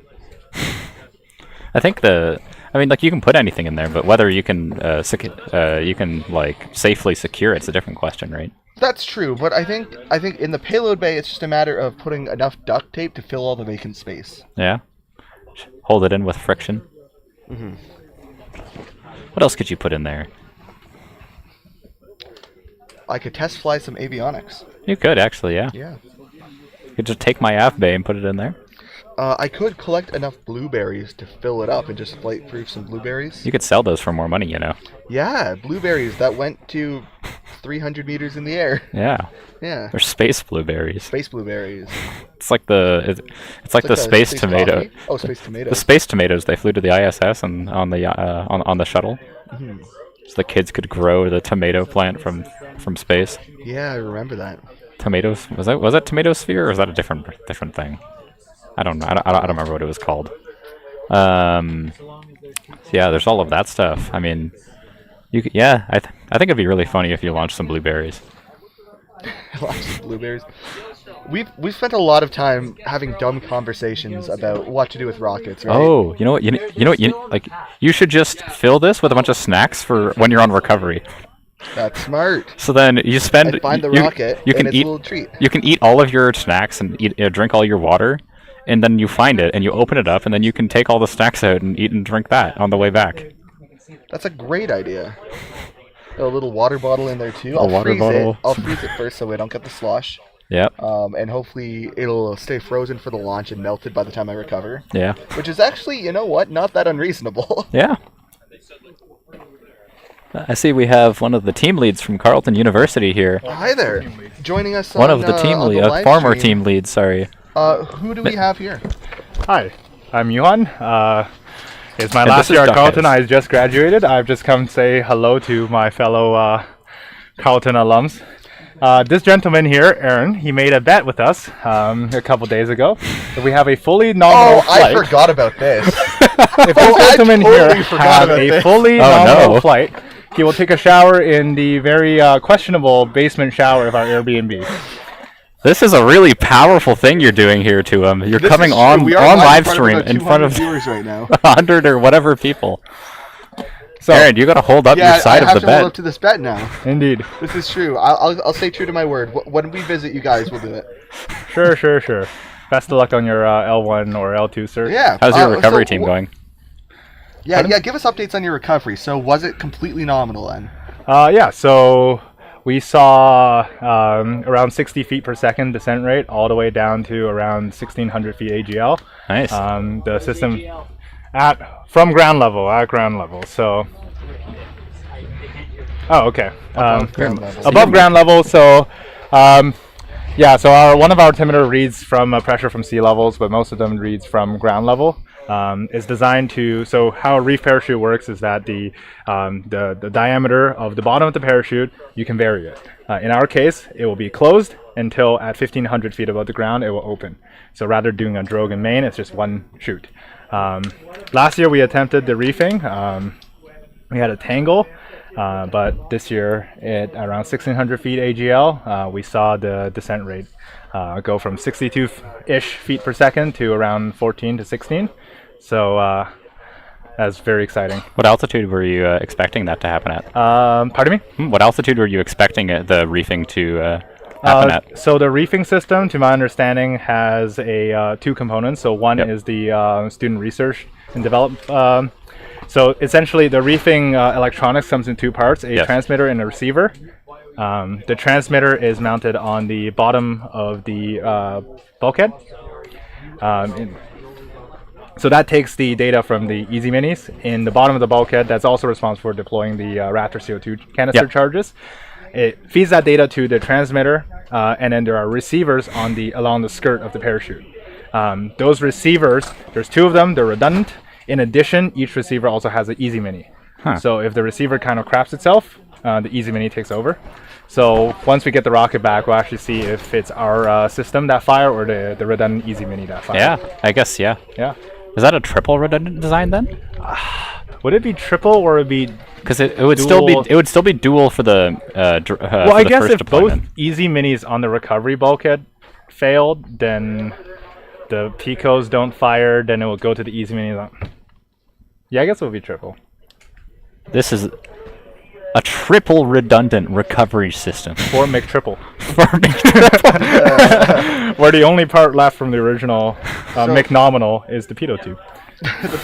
So first of all, you're flying a pitot tube on a rocket that does it use the pitot tube? No, absolutely not. So if you want the story behind it, so the rocket first flew in Spaceport in 2022. It then flew at Launch Canada last year, and that's when we attempted the first reefing attempt. And then it flew half an hour ago. Basically, everything on the vehicle has been redesigned or rebuilt, with the exception of the pitot tube. Well, we designed a new machine nose cone tip, but we ran into some machining difficulties. So we said, well, we have metal couplers. Those are higher priority. We send the machining time to those. And the pitot tube, maybe you can come back as a treat. So we got the prop team who is developing a hybrid to plug the inside professionally instead of just using floor ceiling caulk.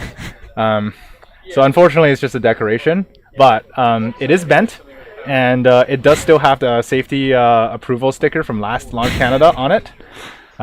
We'll see if it's still there when it comes back. Yeah, hopefully. So hopefully it can start collecting stickers on that pitot tube. What was the max speed of this? What was the max speed of it? Max speed, we expected Mach 1.1 to Mach 1.2. It's difficult to see until we get the data back, but we're probably looking around Mach 1.2. Looks like one of your friends there is saying hi to you. Do you know who that is? My eyesight is too bad. It's Mateo. Oh, it is Mateo. Hi, Mateo. Hello. I don't know what jokes I can make here that it would be appropriate to. Well, okay, first, I got two questions to kind of follow up. First of all, McTriple has been successfully recovered somehow. What's the next step for it? So we are going to. So the McTriple is a part of the McNth program. We joke. What's the motto for this program? Okay. So may I pick up your? Go for it.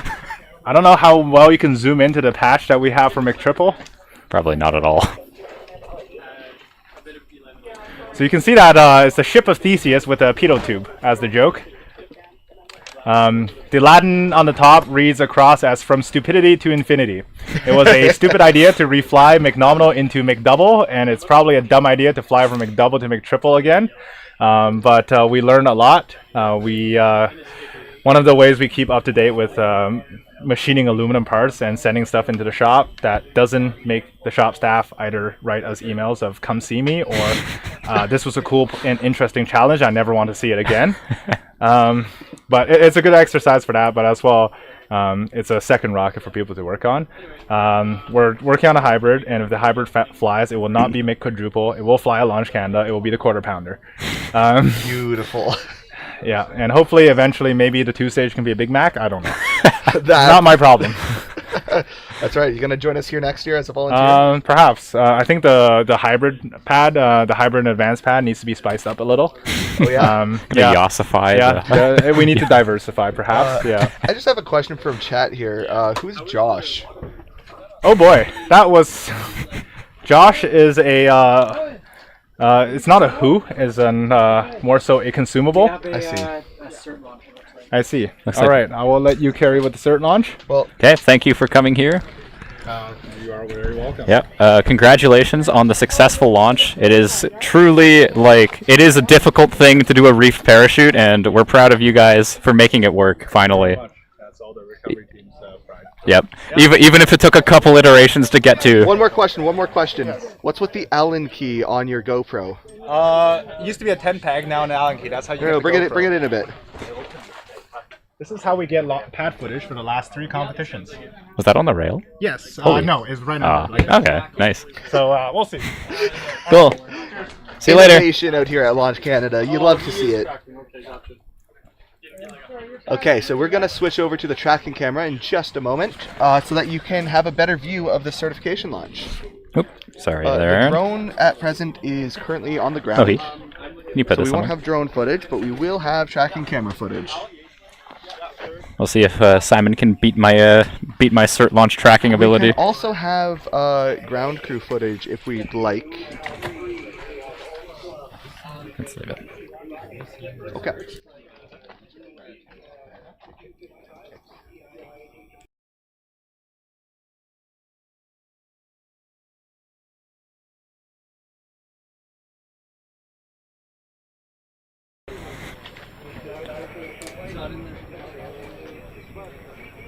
— 1,500 feet is the target altitude of the certification flight.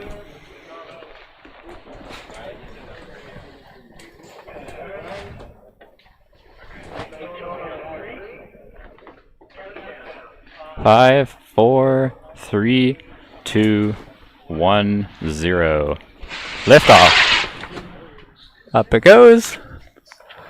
Waiting on a deploy.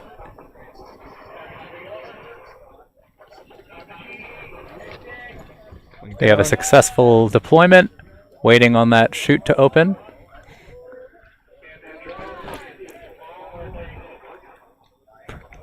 Perhaps it's flying with a chute release. We'll see if it opens by the time it hits the ground. We are still waiting on inflation.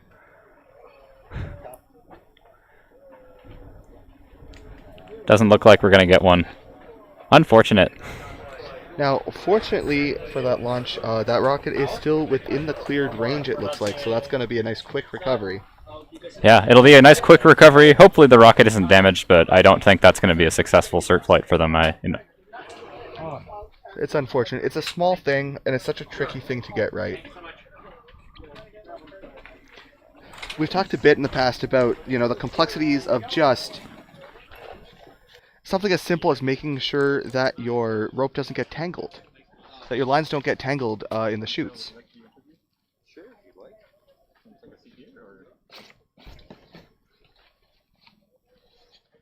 Might have an interview guest up here. Aaron, do you want to move over? Brendan, do you want to set up the main? I was going to move over. No, you get the center seat. Guess it's got to go in the middle. Why? I don't know. So here's your little. Hopefully there's no launches because I got distracted the last time. There's your headset. This is your mute switch there. Right. Second, you're live now. Yeah. So, hello, welcome to the stream. Would you like to introduce yourself? Once again, Michel Wander. I'm here as a judge volunteering for Launch Canada. My 9 to 5 is as a systems engineer at the Canadian Space Agency. Very cool. Very cool. Oop. Got some yelling out there. Cool. So, I guess how's the judging been at Launch Canada for you? The judging has been fantastic. It's an excellent opportunity to do some mentorship as well. Students are doing amazing stuff. You see some very professional reports, professional looking rockets, great teamwork. Sometimes problems happen, as you just witnessed, where you build something and it doesn't work the way you expect. But I think the big thing is that the teams are working together to figure out the problems. So I really appreciate seeing that, because that's what happens in industry. You have a problem, you figure it out, you go forward. Yep. And the teams are doing that, but instead of taking like a year to figure out a problem and then going forward, they're doing it overnight and they're coming back tomorrow and then they're flying. So yeah, definitely a lot of fun. It is. It's exciting too. Yep. Yeah. So we I guess just to talk about this flight we just saw, the chute didn't inflate, right? Right. We suspect there's probably some sort of tangle. Are there any number of things that can happen and not cause it? So what are some techniques or things people should follow in order to mitigate that sort of stuff happening? I'd say keep it simple. As simple as you can get is usually the best way to go for rockets or pretty much anything that's engineering. In this case, the person doing the flight was using a smaller rocket to test out a system, and they had a spring-deployed main, and apparently that didn't work. But what's kind of cool is that these lighter, small rockets, if they do eject the nose cone and the drogue, even if that doesn't inflate, just breaking the rocket in two causes it to tumble down and land quite softly. I remember my first launch attempt with a larger, small rocket like this, and the nose cone popped off and the parachute didn't deploy and it just landed softly. So I was very lucky. And hopefully the flight we just saw will be just as lucky that it'll be in one piece and we'll fly it again. So even if the parachute there on that flight did not inflate and it was a certification flight, would they still get their certification if the rocket is perfectly fine? It's one of those things that, rocketry is not, it is rocket science, so you have to make sure that it does what you expect it to do. Yep. If you say at this altitude you're going to have this type of activity, then we expect to see that if you're going to get certified for a certified flight. Cool. Yeah, definitely good for everyone to know. Yeah, don't go build a rocket and expect whatever to happen. You have to kind of know what's going to happen. Yeah. And that's kind of fun. What's kind of fun as a hobby for rockets, if you're going to take it on as a hobby, that it becomes a little more technical. I kind of like that we can build a rocket and we can say it's flying to 1,500 feet. We've simulated the flight, knowing certain drag properties, the motor properties, the mass.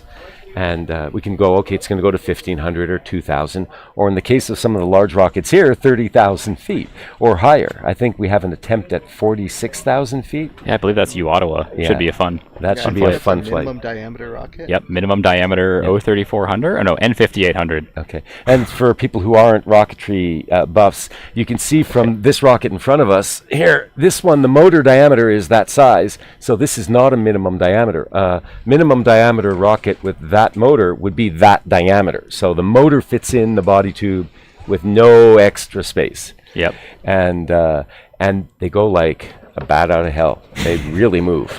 And that's, you said it's an O?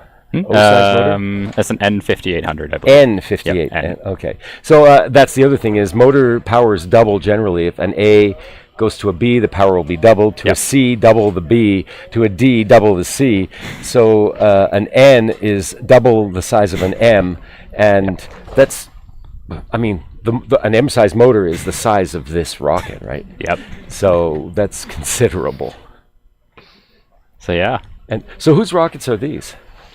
So this one in front of us is mine. I'm using for an L1 and L2 attempt. Okay, great. Uh, Have you done your L1 yet? I've not. I built a rocket previously, and then I designed the L2, and then my L1 just never got flown, and so it kind of got worn down over time, and that's not really safe for flight hardware. So I No. just made a new rocket and sized it for both. Okay, This cool. one That's in front good. of here is it belongs to Simon. I think he's up on the CO tower. He's our running the cameraman tracker right camera. Ah, cool. Yeah. Yeah. So this is a cool thing. The L1 certification basically means you're starting at high power, so H size rock motors. And doing the L2, you have to do electronic deployment, right? And so it's good that you're doing an L1 and an L2 in the same rocket. It saves having to build two rockets. But so I'm kind of curious how your rocket that never flew got all beat up and worn out. So I actually designed it as part of a project, and it was nearly entirely developed myself. The design philosophy for this one and my previous one were completely opposite. It was actually a balsa airframe. Oh. And I did the proper structural testing. It was a balsa paper composite. That would have been very light. It was incredibly light, and it would have gone extremely high, probably. But eventually, I kind of realized the philosophy with certification is you want robustness, you want repeatability, and a lot of the times, keeping it simple is really the way to go. They sell these off-the-shelf components, and you know they're going to work. So that was kind of the philosophy here with everything down to the couplers to the motor mount is off the shelf. The only not ones would be the fins and the cones. That you made yourself. Okay, but it's a nice piece. And I definitely like the instruction that said this end should point towards the ground if you want to go to space. Yes. Okay, that's a good sign. Ah, thank you. Because, you've never seen a space shuttle pointing this way on the pad, and there's a good reason for that. Yeah. Yep. You don't. If it does, you're having a really bad problem. Yeah. So, and like in my cert flight that I actually did that here last year, I had the G-force kit, and I flew it on G's a couple of times, and then I flew it on an H here, and my G flights were 500-600 feet, and my H flight was only a couple hundred feet higher than that, maybe 900, 1,000 feet. I don't remember exactly, but it was nice because you could watch the flight, watch it arc over, watch the nose cone pop off, watch your chute deploy and go, yeah, I packed it properly. And that's the big thing for getting your parachute to open is packing it properly. Right. I've seen a lot of people where they'll just take their parachute and go and throw it in, and it kind of opens the same way. But a good parachute pack job is like a nicely folded hat. A And we live got a launch coming up. demonstration. Okay. We're going to turn around and look at that. Yep.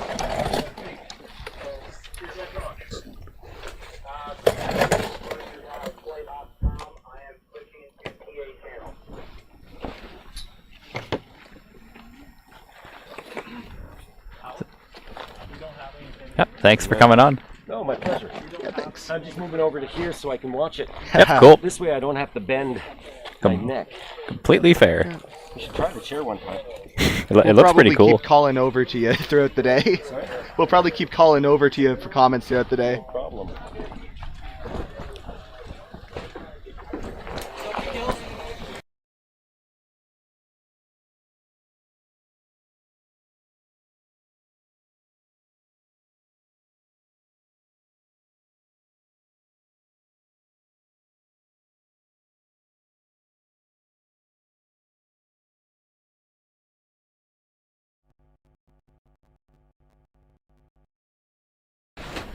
So, we just got word that it sounds like UTAT has gone for a recycle.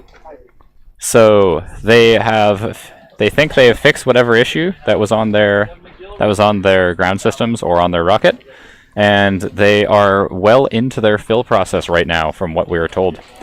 So, we might be getting a flight out of the advanced pad with UTAT's hybrid. We'll let you guys know more info as we get it. No, it's. I know I can't. As far as I can see. We're told it's UTAT. However, our footage suggests that McGill's on the rail, UTAT is not. So Could be McGill. We'll see. We'll get to let you guys know when we know.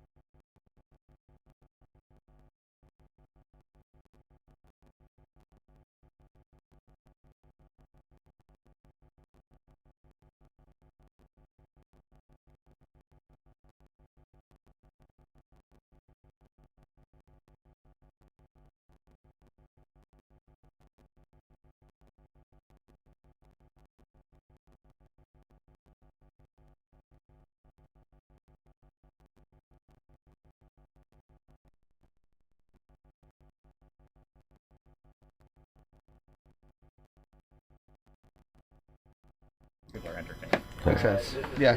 Yeah, so I believe for Simon's fillets there, it is epoxy, but he specifically, so he thickened it using sawdust that he used to cut the fins. Right. Yep. There's no actually, way there he he's is going to be able here. to sand that down. It is UTAT. Okay. It is UTAT. We just don't have it on the Oh. Oh, I okay. see. Okay. It's we had to pick and choose, right? And so Yep.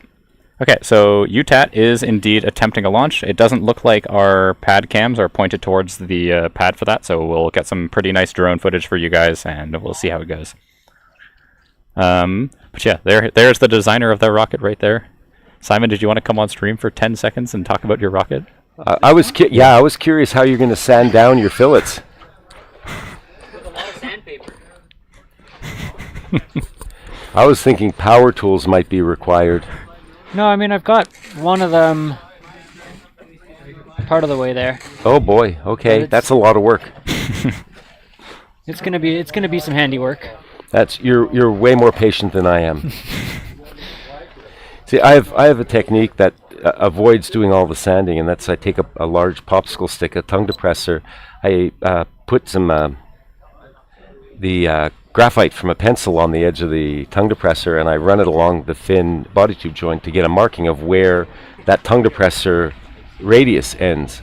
Oh, okay. And then I take tape and I put it onto the body tube. I take tape, I put it on the fin, and then I just take a thickened epoxy with micro balloons or silica, Okay, yeah. and I just scrape it on. And anything that goes onto the tape, well, I don't care about because I'm peeling that off. And then before it fully cures, I peel it off so the tape doesn't glue down, and then I don't sand because I'm too lazy. Fair enough. Work smarter, not harder. Yeah, that sounds like the smarter technique. But it's kind of hard to do when you're in the middle of Matagami Nation's First Nations countryside, where there literally is nothing. It seems like we got a lot of stuff here. I had the sawdust from the offcuts of my fins. That is my filler. And where did you get the fins? The fins, I bought a sheet of plywood at Home Depot. Okay. So we'll see how it goes. Yeah, it's good. Do you have any CA glue here? Yep. I would put CA glue along the edges of the fins to harden that up so the laminate doesn't peel off. 'Cause Home Depot is not known for the best aviation grade plywood. That is great for your kitchen, news. and great for your kitchen, great for your bathroom. But to fly a rocket, it's not the most solid. But Oh, it sounds like we might have a hot fire from Mock, but I don't know that we're going to catch it. So this is the third one that they've done today. Third one. yeah, we heard them holy. before, but we didn't know they were firing. Huh. Yeah. So this is the third hot fire from Mock today. As far as I understand, the first two. Well, I assumed that the first two must have went pretty well, given that they're still hot firing. Right. If they do a third one, it means they haven't blown anything up. Exactly. Right? Always a good sign. We are expecting a launch from UTAT imminently. So given that we only have so many drones, I don't know that we're going to get this on video for you, but we'll see what Alec's up to. Aaron came to steal my cert rocket from the car. Oh. I didn't want to leave you out. If you've been to Ottawa, Ooh, you might this recognize is this is a very pretty rocket. Yep. We can add to the collection of rockets here. Okay. So the stream can see it. Oh, Wait, you're gonna have to turn it around. yeah. For the For it to be the rockets. correct way. Right. Oh, we could have flipped it over. Oh, Now it's upside down on this side. Yeah, okay, so I've got a funny anecdote to tell you. As you know, I'm with the Canadian Space Agency for my 9 to 5, and I was part of the team that helped launch the Canadarm2 to the space station. Cool. I joined just as they had shipped the Canadarm2 down to the Kennedy Space Center, and it got launched in a space shuttle. I forget which one. And it get launched in a pallet that gets put into the space station. So there's sort of a carrier that drops into the shuttle, and the arm was folded up in that carrier. And because of all the folds and the way things were, our communications department wanted to have the Canada label on it showing in the space shuttle. But like when you think about it, which way is up in the space shuttle? And so it looked great for loading. It looked great for, for the flying. But then as soon as we unfolded the arm, the label did this and went upside down.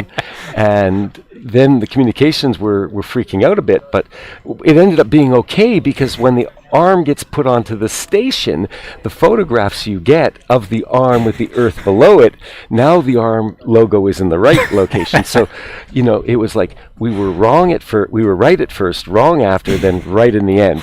And so I guess the funny story is that as long as, it all lands safely, you're good, right?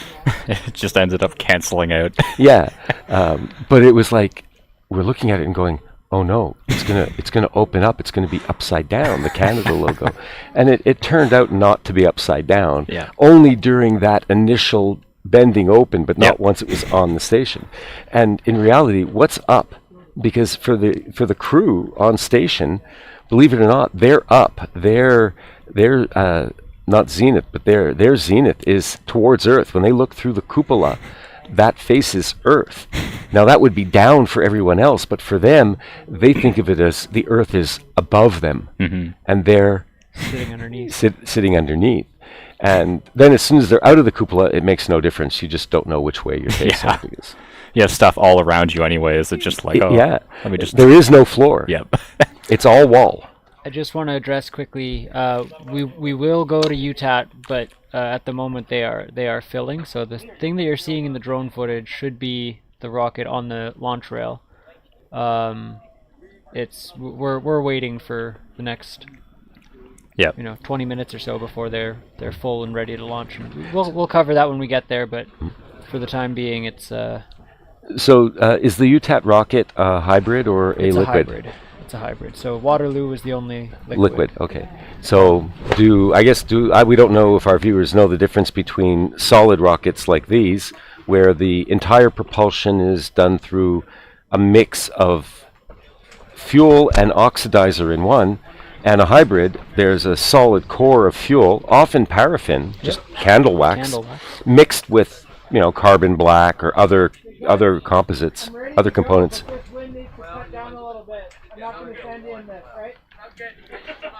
Sounds like we also might get a cert flight while UFT is filling. And then they add an oxidizer from a tank, and that's what they're filling now, right? Exactly. How long does it take to fill a tank like this? And their rocket is quite large. It's like several, almost like 6-7 meters long. So they've been talking about it takes about 45 minutes to fill their tank. McGill, in contrast, had been saying that it was 10 minutes to fill their tank, but we have been hearing a lot of advanced preparations. I mean, the first thing that we heard was today was McGill was going to be launching it around noon, and it is Right. Well, hybrids. So it takes time. Hybrids are always this complicated system, and like you said, one system can dump the fuel in quickly, others can dump the fuel in slowly. Yep. It just depends on how you've designed it. I mean, Exactly. I know in other competitions they require the oxidizer tank to have a bleed hole that even if you lose total control of your systems, after a period of time, it may be a long while, several hours, all of the oxidizer will come out of the tank, so there's no hazard from a pressurized vessel. Just as an absolute failsafe. As an absolute failsafe. But nominally, if you have a problem, you can hit a button and have the valves open and just vent overboard. Yeah.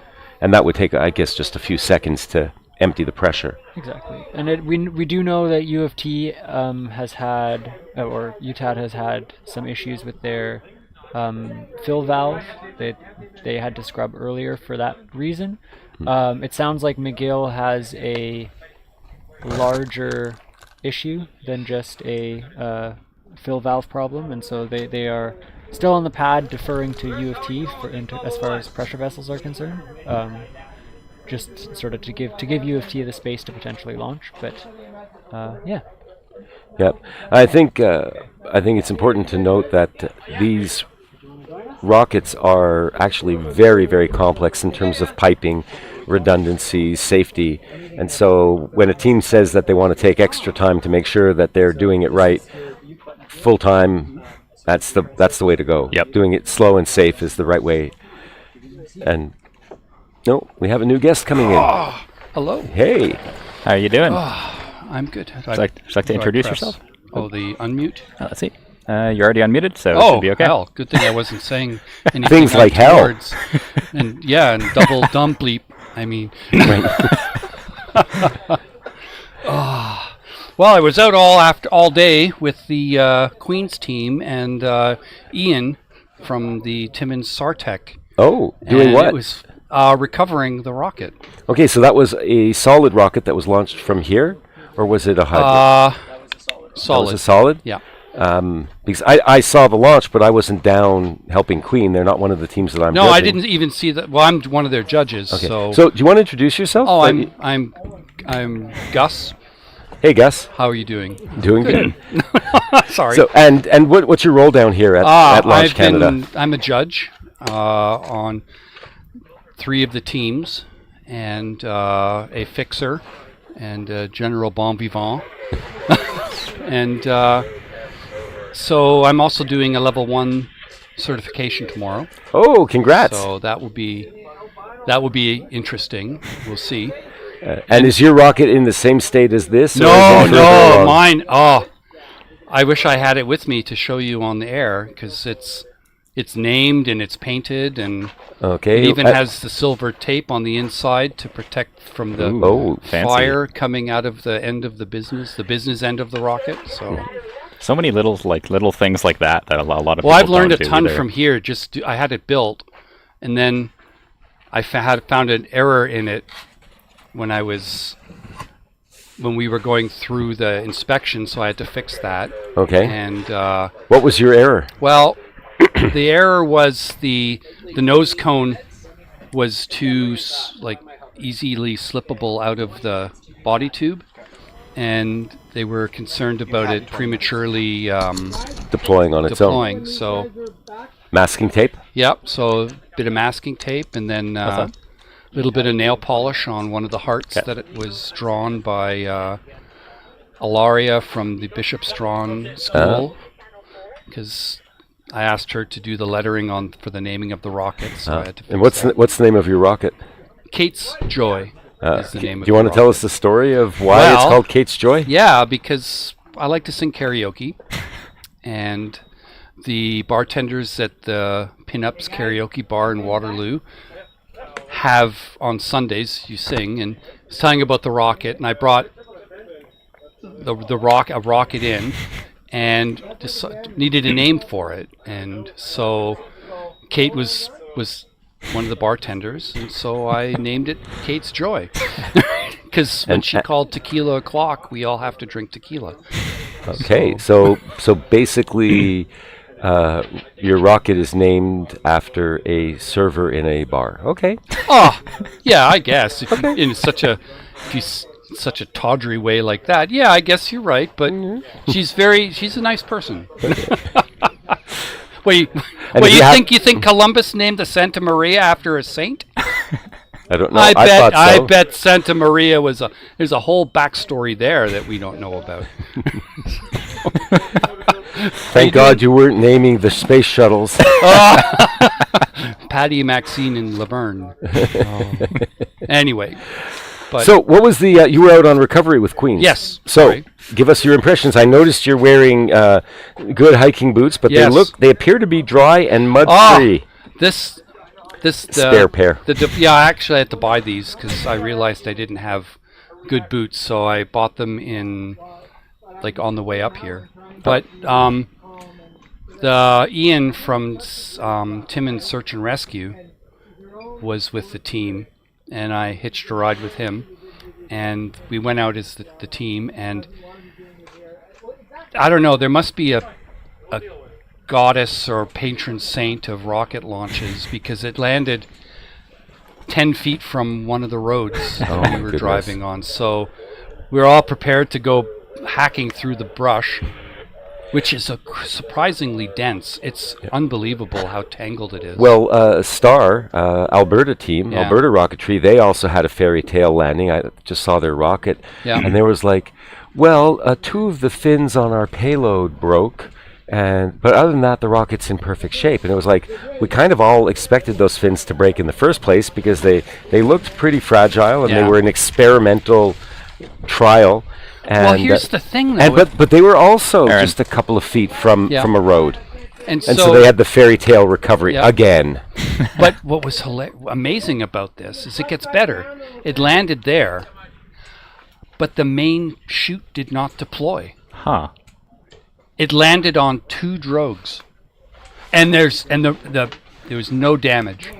Well, if I remember correctly, Queens, were they the one using an actual drogue parachute from like a skydiving parachute? Possibly. Yeah, so that has a lot of drag, and I don't think they would have needed to pull open the main. So the main didn't pull, and that they had 2 drogues.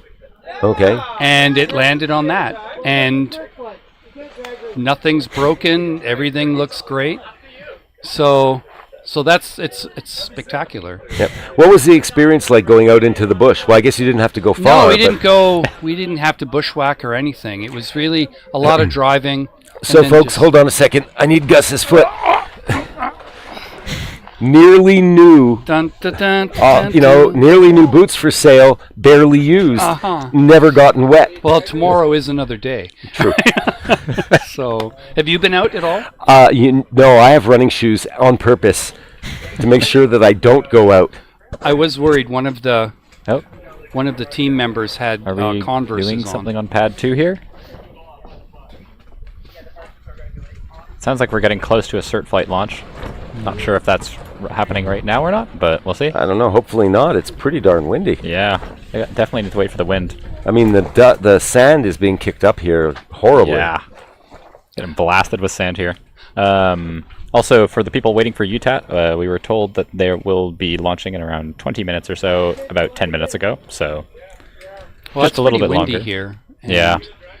Like if you're going at any real altitude, then you better hope your drogue comes and your deployment is low. Yep. Because you'll be walking. Yeah.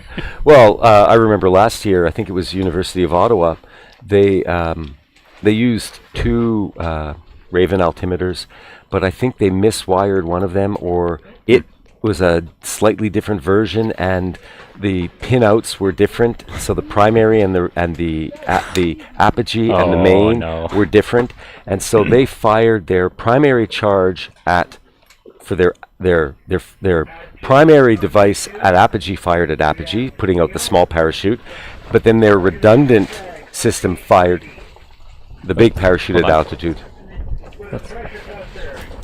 Flying on an H-90. Okay. Cert fight. Yep. We're trying to launch a cert flight here, so we'll switch to the. Are we doing? I can't wait to do the tracking mine cam tomorrow. here. It's gonna be so Hopefully with less wind. Yeah. I mean, look at all the dust down there. Sounds like they're gonna try when the winds die down a little bit here. Yeah, so Ottawa, because they deployed their primary and their drogue at 30,000 feet, they had a 21-kilometer hike. Whoa. Yep. I've heard down at Spaceport a couple. I think it was the Kiwi team a few years back deployed 2 chutes at like 35,000 feet. Oh. So they had to walk pretty far. Okay. Wind is howling, so I will send you the moment it's not. Okay. Here we go. Going in. Oop. Push button, make go. 3, 2, 1, 0. There goes the surf light. Oh yeah. Nice. Spinning a little bit. Good straight flight. Oh. Arcing over towards us. Apogee. Coming No. down and Yay. parachute. Nice. Sweet. Very clean flight. Very clean flight considering the high winds. Yeah. It shouldn't be too much of a hike. Does the parachute look like it's fully opened? Yes, it is. They're At so least to me it small. does. It's a small parachute, but Yeah. in a wind like this, it's probably a good thing because that's going to go for a few Wow, hundred this is good that meters. well, It's going. It's going. It's probably at about 300-400 feet now. perfect. Because that's where I'm going to deploy tomorrow. 200 feet, 100 feet, and it is in the trees, just beyond the main pad. But at least that's easily accessible. Nice. My plan tomorrow is to launch like that. I'm on an H. Okay. And I'm going to set my deployment for 300 feet above launch pad height. you have an altimeter on Yes. yours. Oh, okay. And I'm going to walk 50 feet. Got a second flight going on here. This is also a cert flight. Yep. 5, 4, 3, 2, 1. Oh, Nice flight. beautiful boost Straight, a little there. bit of wobble at the top there. So why can't these aren't that high? Why can't we do these in the city? And over the top and a And deployment. And it's going for a long parachute flight.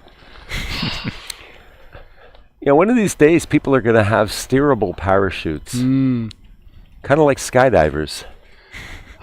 Just like a Isn't the issue steerable getting the parafoil. ram, like getting the airfoil inflated when it's I've never had a problem. no? Well, Oh, they got the drone following in where there. did it go? That's cool. It's right there, just between the dead tree and the truck. Ah, okay. Ah, there it is. And it is in the trees down. Same location as the other one. So we can just send one person out to go get both rockets. Yeah. Or we send both CERT people to go out and they'll protect each other when they're out there. Yeah. Nice. Very So- nice. Been a lot of I successful was flights talking today. with the University of Saskatchewan team Yep. because they didn't have telemetry for their GPS when it was coming down. Okay. But they took a bearing from here, and I was out with. We had to stop along the road at the hybrid pad, Right.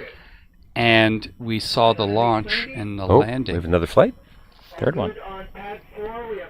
We have another Third CERT flight. Wow. 5, 4, 3, 2, 1. Nice. Nice. Oh, that's nice. Oh, I lost sight of that one. Right here. Let's deploy. Yeah, overhead and deployment. See if this one also goes to the same patch of trees. Maybe. I think it might actually go a little further to the right. Yeah. It appears to be caught in something moving to the right. But it's not twirling like the other one. Is that a function of the winds or the length of the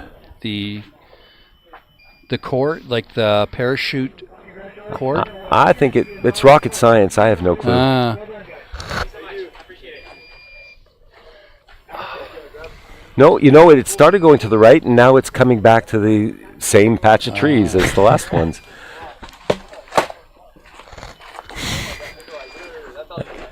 R.I.P. That one may even rocket. do better because it's moving more to the left. Hmm. This one You looks see what's spinning now?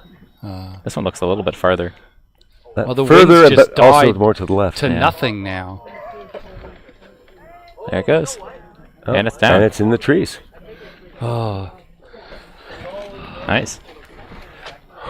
Some nice cert flights on H-Power. Yeah. Very cool. Yeah, I plan to fly mine on a J. It's a car L3. So Oh boy. that should be fun. You have a tracker, right? Not yet. You really want a tracker I know. with a J-level flight in these woods. I'm trying to borrow one. Yeah, they're a valuable commodity here. Yep. I mean, one of my first G flight, I was like worried that I would have trouble recovering, but I was doing it in a farmland in Vermont, and the farm was like what you see here, but it was grass, and I was worried. Now, you know, sorry about that. After many years, I'm back here trying to recover my rockets in the bramble that you see here, and it's a different story. It's a sport to go out there and recover your rocket. Yep. So Saskatchewan doesn't have a tracker, but they have a bearing from here, and we took a bearing from the hybrid pad. And you triangulated where it was. And we gave them the angles, and they're going to triangulate on maps with a really long baseline, and they're going to find it the old-fashioned way. Okay, you know? so why did they not have a tracker? It failed at flight. the top. Oh, on at flight. apogee. They had it, but when the parachute deployed, they said they lost communication, Oh. so they think the antenna shook loose or something. Just a little update on UTAT here. It sounds like UTAT is scrubbing for the day. They've had some other issue in their fill or launch procedure. Oh, that's sad. So they'll be back tomorrow. And wasn't there a fire on the launch pad last year? Yes, there was. That was, I believe, McGill's hybrid launch. They the deflector plate on that was pointed towards a bush or a birch tree or something like Again? that. It was last year, I think. Last year, yeah. Yeah, I remember you were getting the camp ready to evacuate. Yeah, exactly. Because the wind was blowing it towards us and we didn't know. Yeah.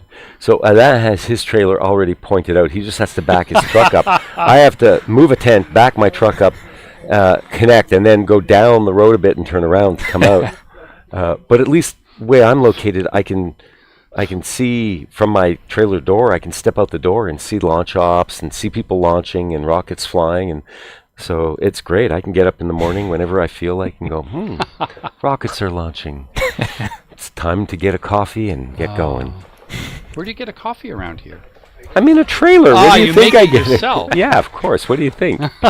We bring Colombian coffee that we picked up in Colombia or Costa Rica. I forget where our last trip was, but darn, that is good coffee.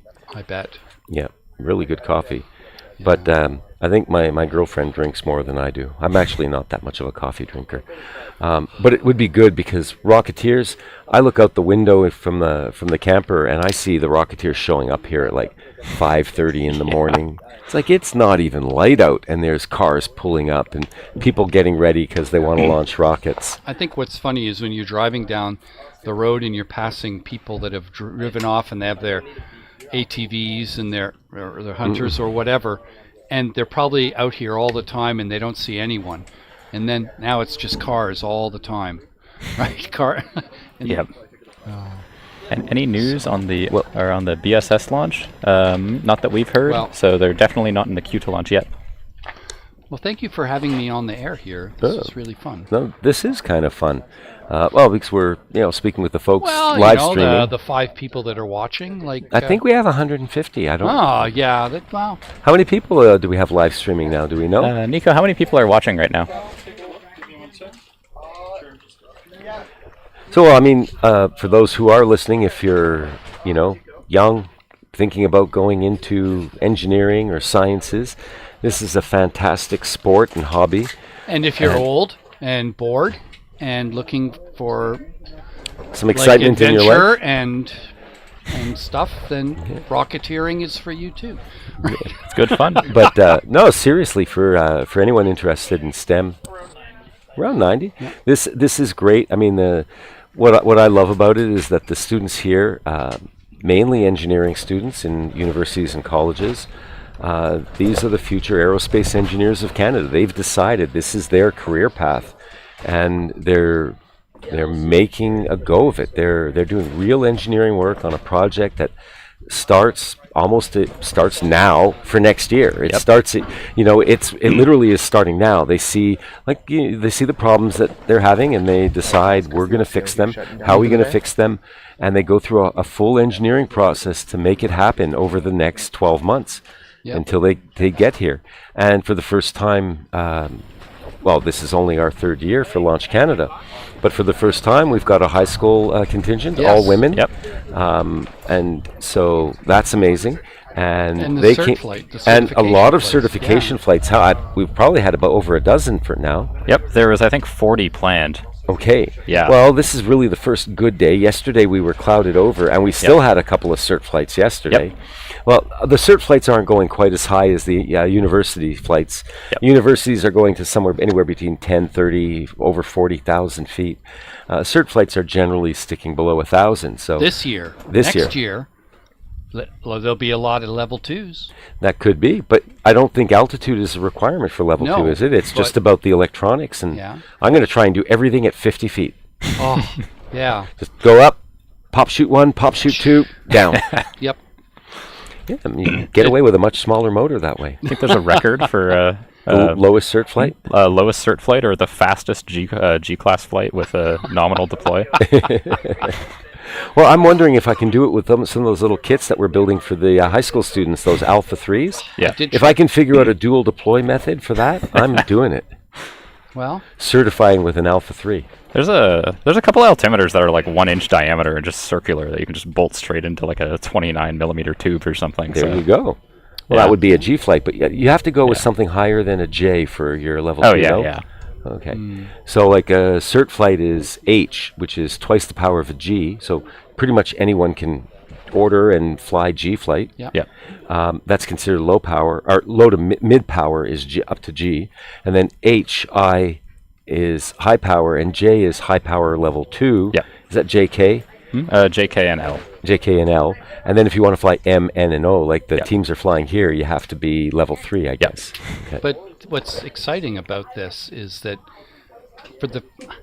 if you're an engineer and you've graduated, and you want to do rocket work and build a payload and do some work and fly it, you can fly it here now, right? You can have the range, and I plan to do that next year when I have my level 1. I have another rocket ready. Okay. And I want to fly a payload with it and test stuff I'm going to do for my level 2. Ah, that's a good idea. And then do my level 2 after that. But we the school stuff is really important for sure. But as someone who's not in school now, being able to do this, you're not excluded. I'm not excluded, right? And and that's what's exciting about it. Right? Well, that's what I was telling the chief of Metogamy. She was by here earlier today. Was that the American equivalent, Spaceport America Cup? They require you to fly to 10,000 feet and or 30,000 feet. So a flight to 9,999 feet scores the same as a flight to 10,001 feet. And same thing for 30,000 if you're going for a higher power, higher speed flight. But at Launch Canada, we don't limit your altitude. If you tell us you want to do a flight to 12,000 feet, well, we judge you on how close you get to your prediction, not how close you get to our required altitude. Yeah. So, you could come in and theoretically and compete with, a complex high-powered rocket that's only flying to 5,000 feet. And if you hit 5,000 feet, or if you say 5,136 feet and you hit 5,136 feet, you could very well be the winner. You don't have to go to a pre-described minimum/maximum altitude. Or you don't have to compete. You can bring, competing against the schools, that's a different class of competition, and that's good. And in a way, Adam was mentioning also to the Metagami Nation's chief was that we don't call it Launch Canada competition. Right. It is somewhat of a competition, and the teams compete for first, second, and third place in their categories. But it's called the Launch Canada Challenge, and it's basically to challenge yourself. Not you don't have to compete. And in fact, from what I've seen from all the students here, they don't really compete as much as collaborate. Yes. A lot of help. So cool.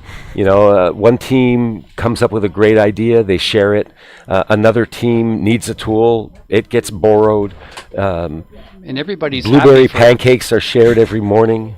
Yeah, and it's a sharing, and it's you want to do well and and challenge yourself for sure. And competition isn't bad, but you can have toxic competition where nobody's talking to anybody and it's all buttoned up. And no, this is definitely a learning experience. It's open. Every team is, no one's hiding anything. It's all about, this is our ideas for this year. What do you think? And everyone takes in everything from everyone. It's great. It really is. It's a different thing. And I've been to several different launches, and the Spaceport America Cup, which is also a fun experience. But it is a different experience. And although they're in a full-out desert and we're in northern sort of tundra here, I have to say it's pretty desert-like today with all the sand blowing. It's warm in the sun. This morning it was cold, about 8 degrees Celsius. And we have blueberries, and they don't have blueberries in the desert. They don't have blueberries in the desert, that's for sure. But we're in the perfect season here for blueberries. And the fun thing is I know you've got this thing for mushrooms, Gus, but like you don't want to tell people to go pick mushrooms. Blueberries, people can pretty much go, yep, that's a blueberry. And, you know, a mushroom, they can go, yeah, that's a mushroom, but it may or may not kill you. Blueberries are generally pretty good. And here it's fun. You step out of your tent and it's literally, whoop, blueberry bush. Yep. One of the teams actually designed a specialized rake and bucket. So I guess it's they just 3D printed it in their Airbnb the other day, and they've been going around just raking bushes into a bucket and making the team that's making pancakes also just made jam out of it. That's Carlton University. Oh, I gotta see this. Yeah, I went by for blueberry pancakes this morning. They rocked. Yeah, I keep telling them that the teams have to know how to bribe their judges. Being judges, we can say that even though we really don't accept bribes. We don't, we mark. Well, they don't impact our judgment. But we accept them. That's a good point. We will accept bribes, good bribes, but they don't impact our judging scores, especially when it's not the teams that we're judging. So like, I'm not judging Carlton. It's like, give me the blueberry pancakes. That'll definitely help your score. Maybe, sure. But no, I think they realize we're joking with them. But it's all in good humor. Yeah. And they have we have a good time, and it's kind of nice. Yeah, no. I was on the team when we bought the grill. When you bought the grill, they said, that comes with us everywhere. No, literally, and it was just like we weren't doing it obviously to do that. We're just like, we want to just have fun, you go to these competitions and because nothing is unsafe about having an open flame near rocketry equipment, right? They're not putting it next to the motor. They're putting it a little bit away from it. There's some skillet fried M motor, right? Yes. Actually, to be fair, we're really careful with that stuff, but it's incredibly hard to ignite these motors without using the properly designed igniter. Yeah. I've seen people trying to do stuff with the small Estes motors on purpose to try and get them to ignite, and they don't unless you insert the igniter, you apply the correct voltage. Flames, that doesn't make that big of a difference. It's really quite surprising. Thankfully. Surprising that they're safe. But obviously you don't want you wouldn't want the grill next to a bunch of dry brush or something that could catch, and then you're starting that. But and that's a lesson we learned last year was when we launched the rockets, especially the hybrids, which tend to take off slower, to make sure that there's no scrub around that can catch. Yeah, and but we're lucky though because the Metagami Fire Department, the volunteer First Nations Fire Department, is here with us. And they're super efficient and really friendly, and we're really, really happy to have them here. So that's and Timmins Search and Rescue, this is their first year here, and when I was talking to them, they're really interested in expanding what they can do out here, because this is what they're for. Yeah, actually, what would be good if now that we have their foot is in the door, as it were, maybe we could get them to come and give us a talk early on in one of the, like on Saturday or Sunday, on what to expect, what we should bring, how to, because I will ask. I got their contact information. you know, That's better a good idea. because it's better to learn this kind of woods survival skills before you go out into the woods. Yeah. Yeah, because you know we haven't lost any students yet, not that I know of, and we really don't want to. Yeah, it's still early. You know? There's still a few more days. But so far, from what you're telling me, from what I've seen, is a lot of the teams have had these fairy tale recoveries. I mean, the woods behind us and the woods over to the west, which is where the rockets are landing mainly, is incredibly thick. Like you couldn't like touch the people this far apart because there's tree between here and here. Yeah. And like the maximum separation, still keeping visual on your co-team members is probably what, 10 meters at most? Damn. At most. Yeah. And so, you know, it's possible you could get lost in the woods here. And so it's good to see that the people are taking it seriously and not getting lost. Yep. You know, because apparently they come back and they tell us everyone is here. We take their word for it. Maybe they're not all coming back. I mean, did you like everyone on your team? I did like everyone on my team. I have number and, 7 in the pool, so I'm expecting 7 people to get lost. But maybe I was being very bitter that day when I picked the number. I don't know. I like to say no, we don't have a pool. No. We I teach scuba diving, and we like to tell people that I get paid by the number of scuba divers we bring back from the dive, not the number we take out. So please remember to get back on this boat. Yes. You know, and if you see divers that are lost, bring them to this boat because we'll get paid more. And so I think it's sort of the same thing with Launch Canada, is that, you know, we only close up when all the students return, right? That's it. So, although we're not getting paid. No. So we are paying. Yeah, we are paying. We're paying to be here. Yes. We're getting paid in cool views. Yes. Exactly. And blueberry pancakes. Yes. Very much the blueberry I want to come pancakes. out early in the morning for some of that sweet, sweet blueberry gold. That it is. And the calm winds, so I can... Oh, you're going to do your cert flight tomorrow morning, first thing? Yeah. Good. Nice. Yeah, be prepped. Why don't you prep your rocket and put it in the trailer here? It's already here. It's just in my car right now. Like... So instead of bringing it back, I should just, I will. Yeah. Unless you have batteries, in which case... No. There's no cold temperature, electronics in it. Cold temperature, you'll have to wait for the batteries to warm up for them to come back to full capacity. But we have a few rocket teams leaving their rockets here today. I think Victoria decided they're leaving at least part of their rocket here. They did figure out what the problem was with their avionics. Ah, cool. Because they were on the pad earlier today, weren't they? They were on the pad earlier today. They were looking really good, very strong team. I was actually surprised that I guess not so much that they didn't come out yesterday, because the weather really was, 2,000 foot overcast. Yeah. With sort of like a miserable drizzle coming in from the side, and it was like here I am sitting nice in my summer day in Scotland. Yeah, exactly, and here I am sitting in a t-shirt. And yesterday I had a t-shirt, I had a long sleeve, I had a hoodie, I had a waterproof jacket over that, I had a hat, and I was still freezing cold. And I like going out dressed like this in February, so that tells you something. So they didn't come out, but they came out. They came out today. They were doing really good. Got themselves set up relatively early. Got out to the pad. They were able to activate their parachute altimeters, but they couldn't get their tracking device to work. And they realized that they had worn out like turning on and off the rotary switches that they use, where the screwdriver fits in, wore out the plastic. Huh. And it was just a matter of like testing and over-testing and retesting. And in this case, it was a little bit too much testing. I have learned so much about how I want to do my own private rockets from coming out here and working with... Like, I refolded my parachute the way we folded... what parachute did we fold together yesterday? I think it was UBC. UBC's. I went back and I refolded my 42-inch... nylon parachute. You have a 42-inch for that little bumblebee rocket? Yeah. Okay. Oh, sorry. It's the Sumo, I believe. Yeah, the Sumo. That's a 42 inch. Yeah, that's what it says. Yep. Okay. You ready for a long hike? No, because it's going to open at 300 feet. Oh, okay, right. Oh, you Okay. know, like that was imperative to make Okay. sure that. But it's very yellow. It's like, oh my God, I'm yellow. Yeah, that's a very yellow rocket, which is better than what was it? Star from Alberta. They painted their rocket.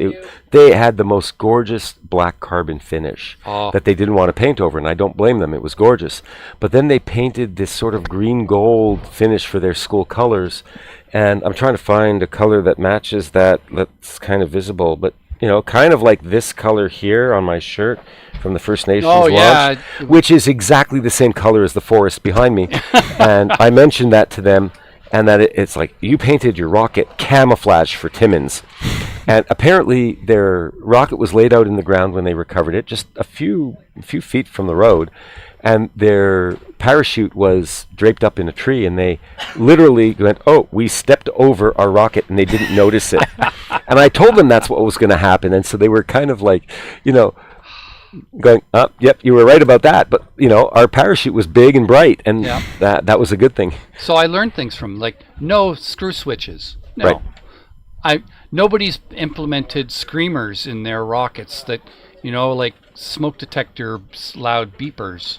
Right. Which I want to put in my next year's rocket. Okay. So that when I'm out there in this serene quiet of the woods, I can hear the wah, wah, wah. Hey Gus, have you heard about this whistle? It's an actual whistle called the Aztec death whistle. Ooh. Apparently it's got this scream that sounds like someone's dying scream. And you can buy these things online. If you could put one on the nose of your rocket, it would be screaming this death scream on the way up. Why one? Why not three on each fin? That would be great. It would balance things out, and sure, people's ears would bleed, but only for a little while. I think a team actually did that at Spaceport one year. Oh yeah, a screamer on I remember hearing something like this. But yeah, I don't remember too much about it, but I've heard of it. Yeah, I could give you my imitation of the Aztec death scream. I would like to hear it. Actually, you know, there's people listening on their headphones right now. Maybe not. 64 but apparently it's like this really like ghastly. It really sounds like a human screaming, like for their life. And no, so I don't want to do that online. But it was that the audio feed, the audio marker for recovery. Right. The only problem is that would be great for the way up, for tracking it on the way up. But on the way down, it wouldn't do anything for you. No, but when it's landed on the ground and it's screaming. No, it needs air to be blowing over it for it to scream. That one, okay. But going up is okay. I'm thinking of the smoke detector level. Actually, I was thinking about a smoke bomb, but then around here, that would catch the forest on fire, right? I was talking to Ian out on the road about when the parachutes deploy is up there, and some people see them. I think it's wish fulfillment when they actually say they see a deployment at 29,000 feet.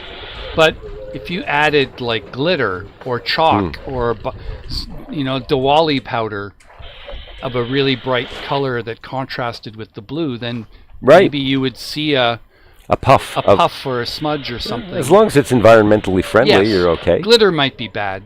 Yeah, I painted. Well, I didn't paint my my L1 cert rocket. I covered in monocoat model airplane covering, but it was all chrome. So any sun, if the sun is at your back, you're seeing that rocket all the way up, all the way down. And it's just glittering because every time it moves position under the parachute, it reflects differently. And so you really see silver stuff. I'm surprised that there aren't more chrome polished rocket parts. Or glitter painted rockets. They're underrepresented this year. Glitter painted rockets, yes. That being said, I did put the multicolored rainbow heart stickers on all the rockets that passed the safety, or didn't have a C of P marker. So I should. Next year, I'm thinking about unicorn stickers. I have one already on mine. Oh, there you go. Nice. But that was from last year. But you didn't fly it last year, did you? No, I flew the little. Made a little kids rocket. Oh, okay. And I had a unicorn on there. What do you mean kids rocket? I want to do my cert flight on an Alpha 3. I'll be on your recovery team. Can you imagine an H-powered flight on an Alpha 3? A what now? An H-powered flight on an Alpha 3? I don't even know what that is. Alpha 3 is those little 29-inch long. No, what are you talking about? They're maybe a foot long at most, plastic fins, plastic nose cone. The first rocket you ever built, right? It is the With first an rocket H motor. anyone ever Yeah. built. But strap an H motor onto that thing, I wonder what that would fly like. Could you put a nose cone and fins on an H? You probably could. And rail guide and... You could try. I'm giving you such bad a good ideas, Gus. influence and bad influence at the same time. So I'm folks, so don't do this at home, Do please. this at home. No. Yes, do this at home. No. They can do it at home so long as we're not liable for it. Yeah, exactly. That's a great way to cause major damage. Well, So it looks like are we just about done for the day here? It sounds like McGill is going to be trying a launch today. Oh, UTAT might also try to recycle today as well. I heard that they were scrubbed for the day, but maybe not. Well, They told us they were scrubbed for the day. They're not attempting to launch again. I don't give Oh. my odds, but Yeah. yeah. So yeah, McGill wants to launch at 5:45 p.m. So Well, I was just thinking what you had said about the cold, and I have that Jolly Logic deployment, and it's got a battery. And if it gets cold, it's a lithium battery. Yeah, that's not. The lithium batteries are more susceptible to cold. So I may They drive don't it lose back charge, but they do require being warmed up to get And back to charge. So then I will bring it home and add more polish, make it more shiny, So, but cool. I would I have my C of P marked. Okay, good. on Because it, if but you don't, I've have got a sticker. I would really love a sticker. Okay. Because it's just a magic marker Right. dot. Oh, okay. So, but thank you for letting me sit in on your interview. It's not my interview. It's yours. Oh, well, thank you. I sat in first, then you sat in second. Now we're about to both bail on you. Yeah, it's You're fine. going to have to hold the fort on your own. There's more people here that can join the interview or join the join the webcast desk. Maybe I can even get a little bit of a break. We'll see. I hope we get more. Well, 2 more launches would be great. Yeah, and there's tomorrow too. Exactly. And hopefully the front that came through last night will continue on, and the winds will diminish. Yeah. I think they're calling for lighter winds, but possibly more cloud cover. That being said, if it's cloud cover like what I see, just a scattered cumulus here and there, that's fine. Yeah. So We just have to make sure we don't see any errant aircraft coming into the zone. No wayward planes allowed here. Wow. Well, I hope you're here for my launch, so you can. Well, I'm here. Of course, I'm here. Yeah. Well, let me. I wouldn't miss it. Thank you. I appreciate that. Yeah. Thanks for coming. And thank on the you for stream, teaching me guys. to fold parachutes on Sunday. Like I said, it's not my technique. I learned that from high energy sports. Well, from paragliding and hang gliding. Well, I figure if it's good enough to save your life hang gliding, it's probably good enough to save a parachute. Hopefully. All right. We'll see you later. Take care, Gus. Thanks for coming on.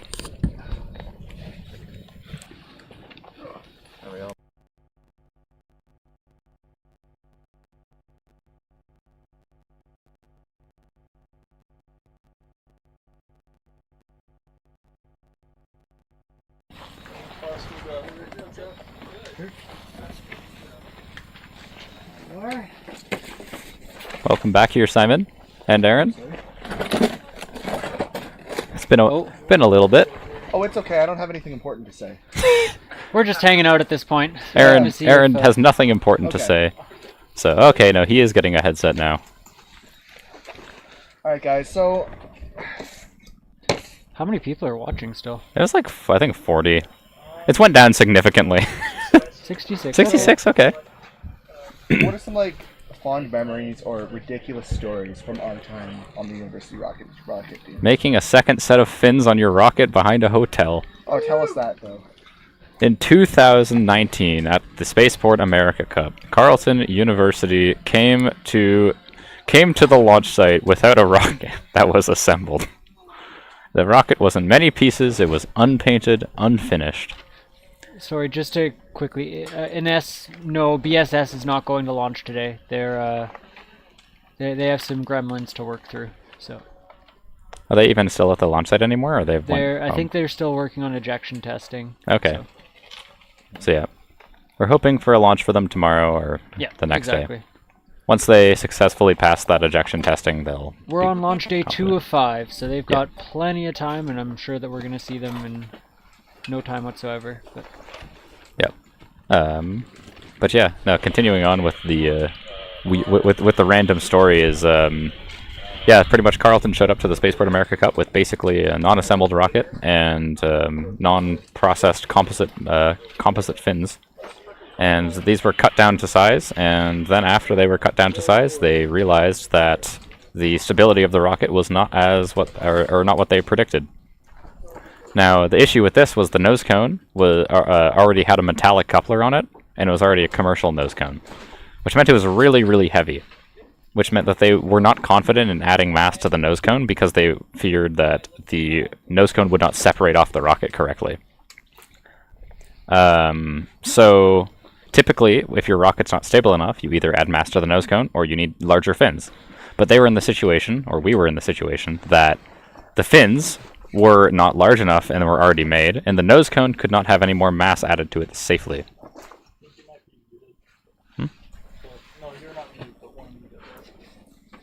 Who's muted? Nope. Aaron is. Yeah, it's me. Okay. So we could not add mass to it safely. So what do you do? Well, Carlton, famously at that time, and still now with the MiG triple launch, has a metallic structure for a subset of their rockets, and it just so happened that the fins were bolt-on in this rocket. So they went to the local Lowe's and bought some sheet steel. And since this rocket was modular, they could just add a second set of fins under the first set to increase the stability of the rocket.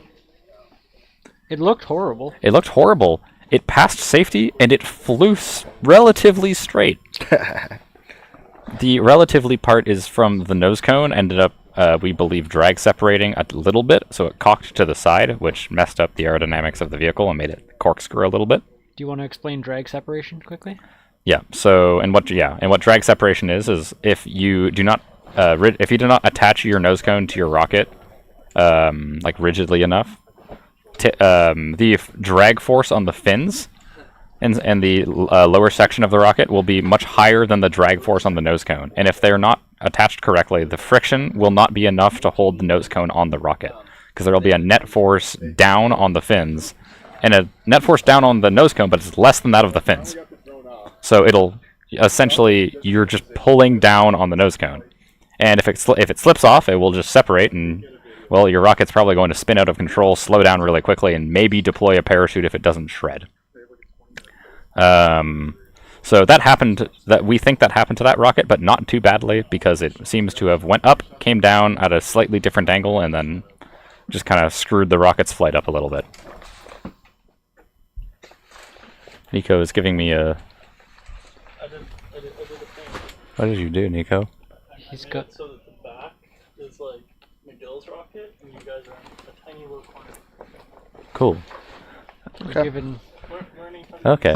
Very cool. We're now in the corner. This is cool. Nice. We're all learning here. Nico's doing things. Yeah, I think prior to this past week, none of the four of us really had that much experience running anything like this. So this has been a crazy learning opportunity for all of us, and not just with rockets. No, exactly, and lots of lessons for next year. So. Yep. Tune in next year. Tune in next year, Tune assuming in Adam tomorrow, doesn't because fire us every when we day's don't getting get to better. 1,000. Exactly. If Yeah, we're yeah. here next year, you'll know exactly what the reviews from the organization committee were on the live stream. Mm-hmm. We need to get to 1,000 subscribers. That's true. If you guys are enjoying the live stream, we'd really appreciate you subscribing, because if we don't get to 1,000 subscribers, Adam's gonna fire us. That's a joke. This is a joke. This is a joke. Adam's a very nice person. He Adam's would never do extremely that. nice. Yeah. So. What are some other? Sorry. Yeah. So. Yeah, that rocket ended up coming back safely somehow, and we got it back. So, it was prominently displayed at our university in the like design bay for some time, and I think now part of it's in your basement. That's true. I have a small part of it. Yeah.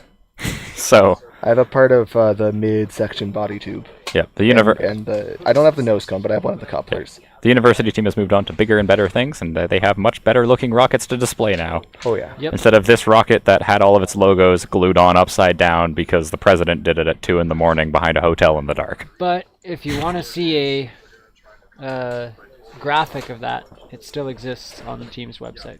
Yes. I know this because I made it. seeyouinspace.ca if it interests you. What? We're just screwing you intentionally here, Nico. Well, what about you? Like, what are some times you can think of times Crazy the rocket team adventures? jerry-rigged things or competition shenanigans? I'm actually struggling to think of any right now. I liked the CO2 rocket we made. Yeah. Oh yeah. We had little CO2 canisters that we 3D printed fins for and made a little CO2 mortar. The fins were so clean, they screwed onto the CO2 cylinder. It was so good. And then the CO2 cylinder apparently doesn't produce any thrust. Or very much. So Should it we just discuss kind of fell the on the potato ground. cannon? The potato cannon. No. Yeah, probably shouldn't. That's illegal. Well, too late now. Hey, we didn't say anything about the potato cannon. We just said the potato cannon. We just said the potato cannons exist. Yeah. We're not saying that anybody in particular has built one. You guys under a 10. Thank you, Nico. We're under a tent now. Thanks, Nico. We're live from under a tent. What tent is that? It's the one at the hybrid site. It's the, boy. we're live from the Oh hybrid wow! site. Look at all the Advanced hybrids. launch Wow. site. Crazy. Here I've to never. see if we can figure out what UTAT and McGill are up to. Oh no. Oh, we have left the tent. We're going on an adventure. Why did McGill not launch earlier? I missed it, so I'm out of the loop. So, from what we understand, they had a fill arm issue. That is to say, the mechanism that took the oxidizer from their from the sort of ground tank, the sort of tank that you can buy from a supplier, into the rocket. Something messed up there. We briefly had word that there was a, quote, bigger issue. I am not sure what the, quote, bigger issue was, but they're still attempting to launch. They're still on the rail. You can see them in the background of the camera right now.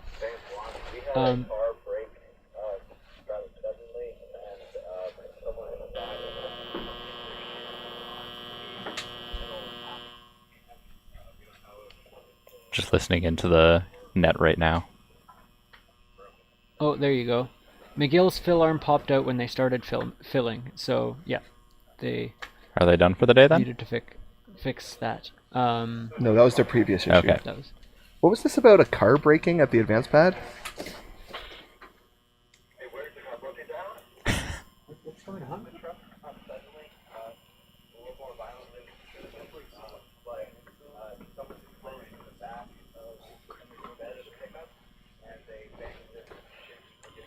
Okay. Okay. Well, we're just making sure that everybody's okay, but it sounds like we're doing okay.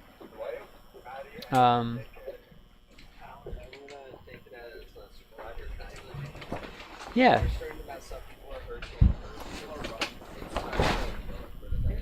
Yeah, we are starting to get word that there might be a little bit too much go fever.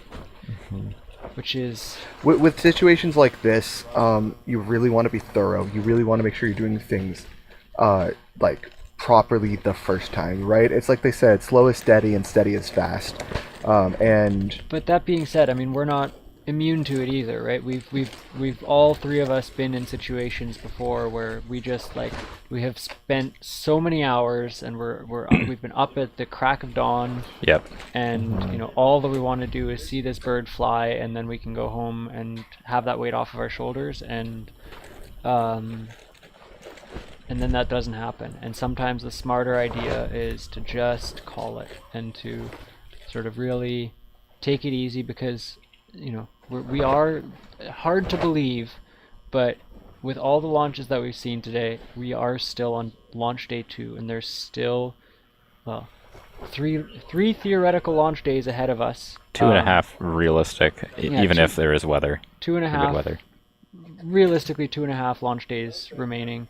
That's a ton of time. I mean, you saw we got just about 20 rockets and a whole bunch of test burns into the air. today. So we're just over 20. I think we hit 21 rockets launched today, which is an impressive number. You know, so there's a lot of time left, and we need to make sure that everyone is safe first and foremost, and that everyone is sort of well rested and ready to go, so that we don't hurt somebody in a way that we don't intend to. And these things happen later in the day, right? Yeah, everyone's tired. They've been out running back and forth from pad to tent to registration all day. Yeah. Out in the sun. Fortunately, it hasn't been too hot today, but you do get tired. You're up at the crack of dawn. You go to bed You after. can still midnight. get dehydrated. Yep. Like, it's really easy. You Yeah. got to be very careful out here. Mhm. And just, I mean, anywhere when you're doing extended work like this. Like, most of these teams have probably been up for 12 hours at this point. And it's Oh, only 5 p.m. And have only gotten, you know, a cumulative 6 hours in the last 3 days of sleep. Yep. This is... Rocketry is fun, rocketry is worthwhile, rocketry is not for the faint of heart. It's a lot of long hours, it's a lot of things going wrong in exactly the way that you didn't want them to go wrong. And that's specifically for folks coming to a competition like this on the team, right? Yeah, I think that it's also a part of flying rockets, particularly if you're going to start going up the levels of high power rocketry. Yeah. Things are complex, and it is a difficult... Every new thing you add is a new thing that can go wrong. Exactly. Right?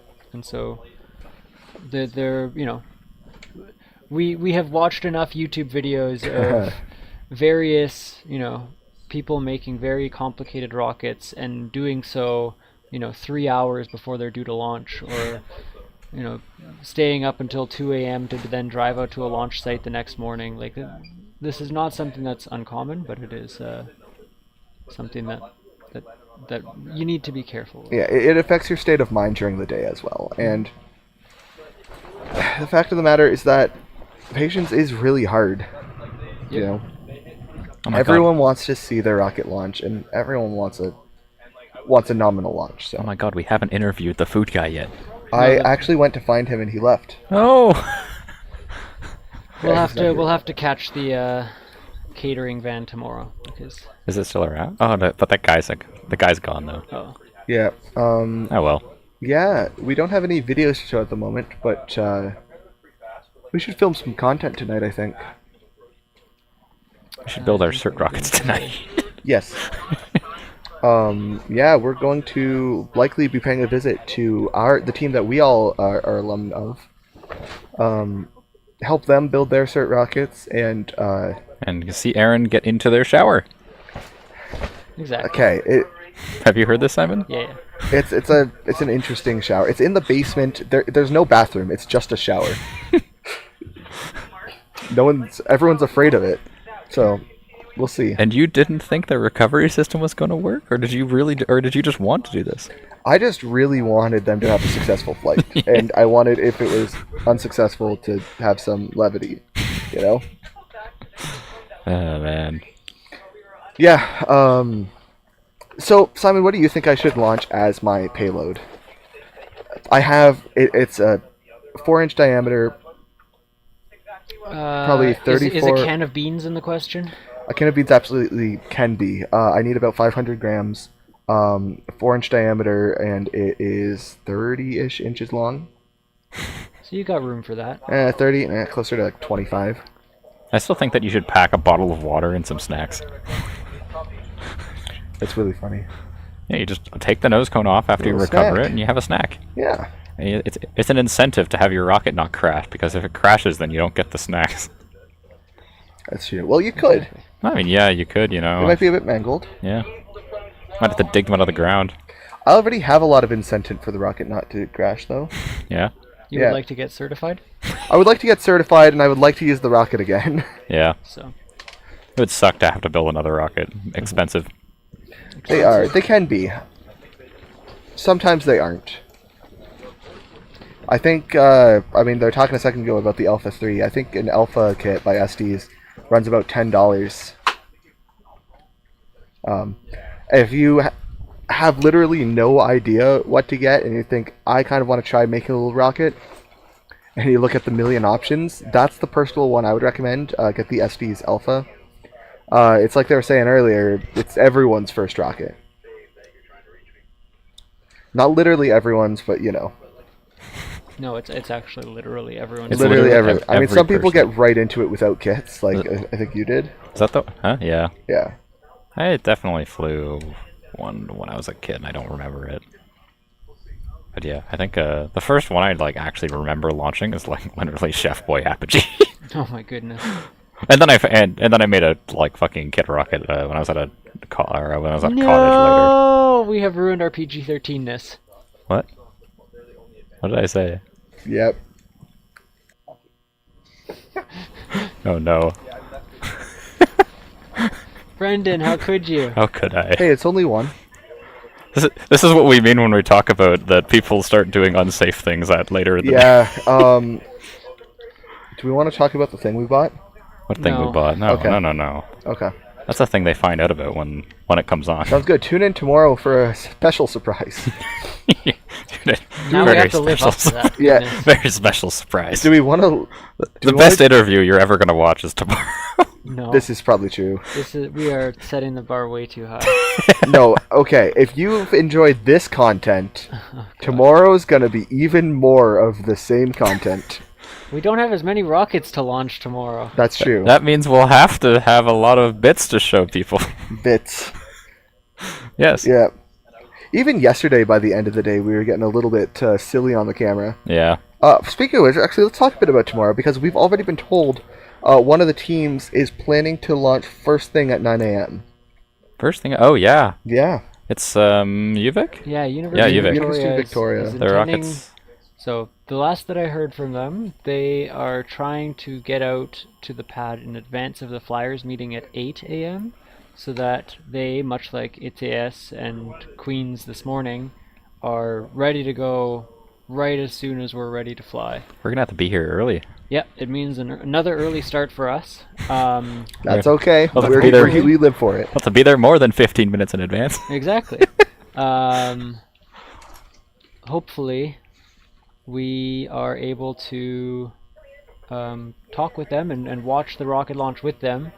They've offered to donate a team member or two for our live stream. Good. We can interview them like while stuff is happening. It's like you see it. It's like, is the nose cone gonna come off? I think we need to get the recovery lead. Whoever Oh. the recovery lead from the University of Victoria Rocketry is. They'll probably be queuing to go on recovery. They don't need to be at the. They'll, Yeah, they'll you do want to that watch after their. it's down. They'll want to watch their. Yeah. launch. shoot. Yeah, you do that after it's down. The entire team watches it. Ah, cool. Can you imagine waiting like working on this project for like 9 to 11 months and then you don't get to watch it because you're waiting in line, or you don't get to watch it because you're in the bathroom. You're in the bathroom. Yeah. So. In the porta potty on the Yeah, range. you know, it's been 2 days of launch, and we've gotten barely any content from Mr. Chris Hobbs, our LCO. Yeah, Chris has He's been incredibly busy all day, to be fair. very multiple. He wears many hats. He is a wonderful LCO, an even better traffic cop. From what I understand, he's a pretty great dad, and I think that's one pretty of the good roles rally that he's car tending racer to. too. That's true, he's a very good off-road driver. Exactly. So, He was interested when I told him about the person that the InSpace saw this morning. The InSpace saw a red car blow by them going like over 100 on the gravel road. Nice. That's... Don't drive like that. Don't do you that. folks. It's a gravel Drive road. confidently, but drive safely. So yeah, they thought it was Chris, but no, Chris does not drive a red car. So, Well, not that we're making any accusations of Chris here. nor that we are making accusations of anyone else. Everything here is AI generated. Good lord. Don't make that claim. AI could not come up with And the this garbage. is what happens when you hand us a live stream for 7 hours. Yeah.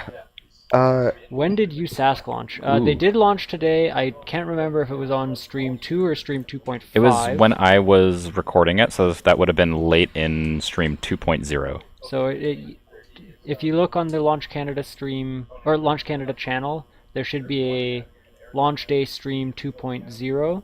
Or just 2, I think. We lost network earlier in the day, and we had to restart the stream. We had to restart the stream. So this is stream 2.5, but I think USASC launched late in the stream 2.0. They launched when they're on the pad with who was it? It was them and it was them and 3 other teams. One of the them, Quebec teams. It was Vic, Serious, but they scrubbed. It was Poli. Yeah, Poli was there. It was UVic was there and they scrubbed. It was USASC. Yeah. And Gall. Gall. Yeah. Okay. Was it Gall? No, I thought it was Sherbrooke. Oh, it was Sherbrooke. And then Sherbrooke Sherbrooke scrubbed as well. UVic was the following salvo. Okay. Well, no. So Gall was on that. Yeah. UVic is Gall launched first tomorrow. Yes, I know. But there was one rocket from that salvo for that scrub. That was Sherbrooke, I'm pretty sure. Oh, okay. We'll have to go look back at the feed. Yep. It's been a long day, guys. We're sorry. We should take notes. We should take notes. There are people here that need to know a lot more than we do, and they definitely take notes. Yeah. You can make the argument that we should know a lot more than we do. Shh, don't give the stream any ideas. Yeah, you could also make the argument that we shouldn't be doing this. Yeah, we should have.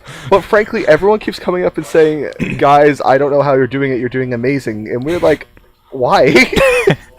I don't know, we're just kind of sitting and talking in front of a camera We're talking right now. pretty much exactly the sort of stuff we'd be talking about anyways. It's just we're doing it, giving explanations and talking in a direction rather than across from each other. Yeah. There's an facing a CCAN. Yep. Currently filled That's with true. a lot of rocket motors. We should really give a tour of the facility here at some point. Do you think UVic's rocket's like pointed directly at one of us right Maybe now before we on the wrap other up. side of that wall? Presumably. Yeah, I don't think it would pierce the steel. I don't know, dude. That's pretty thin steel. That's a pretty powerful motor back there with a But sharp you don't point have a on lot the of end. time to accelerate. Joe Can's technology. I trust Joe Can's technology. It did sponsor us and give us. Oh yeah, this is a good point. Maybe it's That's like true. maybe it's Notice built how it's different. corrugated? Oh yeah. Yeah, corrugated makes it strong. It's literally a... Okay, so people talk about fancy composite materials, right? Where you have some sort of core and some sort of, either carbon fiber or fiberglass wrap. And that's all fancy and stuff. But the best composite material, in my opinion, is corrugated cardboard. It's so cheap, and it has a really, really, really high strength to weight. I don't know. I think Because reinforced concrete is a better composite material. But it's so heavy and expensive. I don't know, man. You might be able to make a concrete rocket, a conket. A conket? Yeah. That's what we'll call it.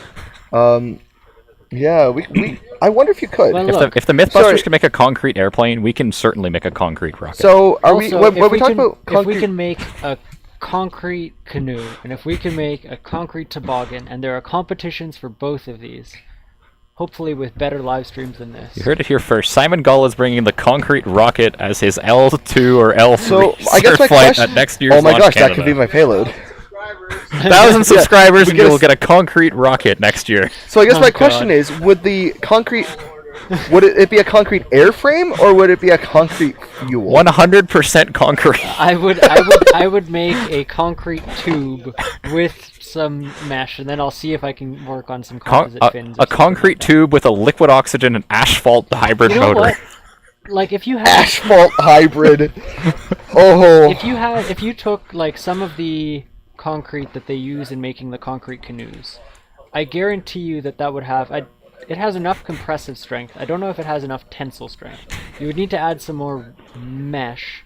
What if you actually just carbon fiber concrete composite? You have like carbon fiber rods inside of the Yeah, concrete no, to act not as rods, the... but instead of using It a wouldn't do resin, you anything use because concrete. It wouldn't be able to, like, the rebar is essentially the carbon fiber in a reinforced concrete composite. Guys, what's your favorite concrete mix? Mine is macaroni and cheese. We have heard absolutely nothing about the McGill launch time. I know they said 5:45. I think it's relatively unlikely that they're going to launch, all things considered. They moved but it we're to not 6. giving up Nico hope is until we throwing get things at me. Absolutely. Oh, it's a We blueberry. won't give up hope until they do, right? Exactly. Like, That is a very good blueberry. I don't think it's likely that they're going to launch today. But we'll keep providing coverage until... McGill is holding us hostage on the launch site until they launch. You heard it. The blueberries are getting all sandy, Nico. Nico's assaulting us with blueberries. Nico, stop throwing stuff at us.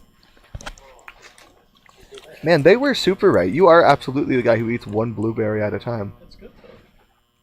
You should eat like gotta 16 eat like at a 10 time, and just yeah. all at once. Oh, there's some messages. Open your hand. I don't really want to eat out of your hand, Nico. No, like open your hand. I'll pour my hand into your hand. That's okay. Have they? Do we Is have McGill that done? officially? Because Yeah, that's what Chris and. they're still on the rail. Oh, they should be tearing down. I mean, if Chris and Zach said it, that's pretty much law. Can we Zach- yeah, Zach also said radio it. them and confirm that before Yeah. we? Well, it's been a really fun, really exciting day out here on the range here. Yep.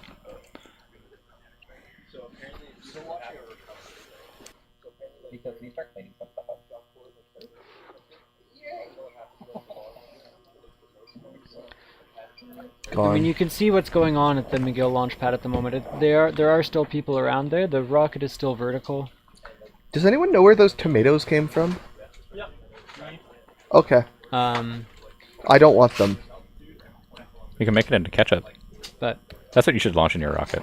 Just ketchup. Tomatoes. No, just ketchup. Fill it with ketchup. yeah, How should I patch that small hole? Considering that there are still people around just, the pad, just it would epoxy and take paper. them another Not a serious answer. 20 Epoxy minutes and or so paper. before they could Don't give me a serious answer. conceivably Epoxy and launch. paper. Just fill it with like a But, bug carcass and a cast it in epoxy. That's starting to push it in terms of timing. So I expect that McGill is scrubbing. I If just somebody want could to, get one other person to watch the live stream, it would be really nice. No one's getting any more info than that. Mm-hmm. This is how many we'd have.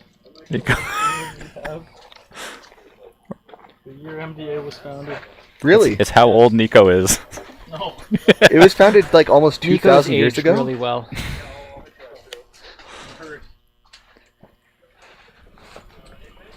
Yeah, this has just started going off the hinges. Yeah, we are. Yeah. We are officially derailed. Yep, okay, McGill's down. That means we're going to be wrapping it up for today. Thank you all for tuning in. Come back tomorrow if you want to see the rest of the fantastic teams and rockets launching, or if you just want to hang out with us for a bit. We are so happy that so many of you are tuning in for these. It's honestly an honor to bring this great experience to the homes of so many of you. From what we see, not even just people in Canada, but internationally as well. We we'd love to have you. What? Oh, like From we the can see. chat. Okay, cool. From the chat, yeah. So, yeah, this has been a lot of fun so far. We're looking forward to the next 3 days of launches with you guys. We've still got plenty more. Yeah, I don't know if you heard that over the radio, but McGill is still on the pad. They're trying to might try to go. Oh my god. McGill is still on the pad. They might try to go now. Goodness. Okay. Fun.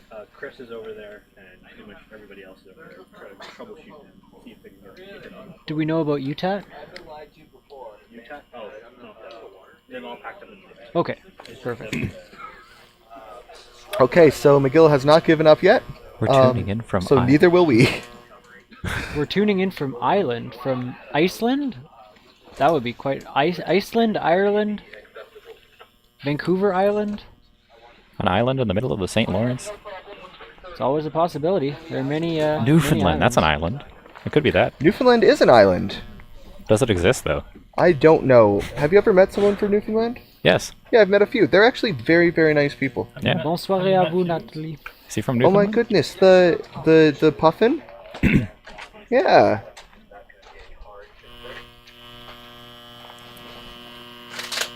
So are we going to stay live until we have confirmation of what McGill's doing? Iceland. Wow. Okay, so Whoa. we do have an international audience. Nice. My bad. Good old island.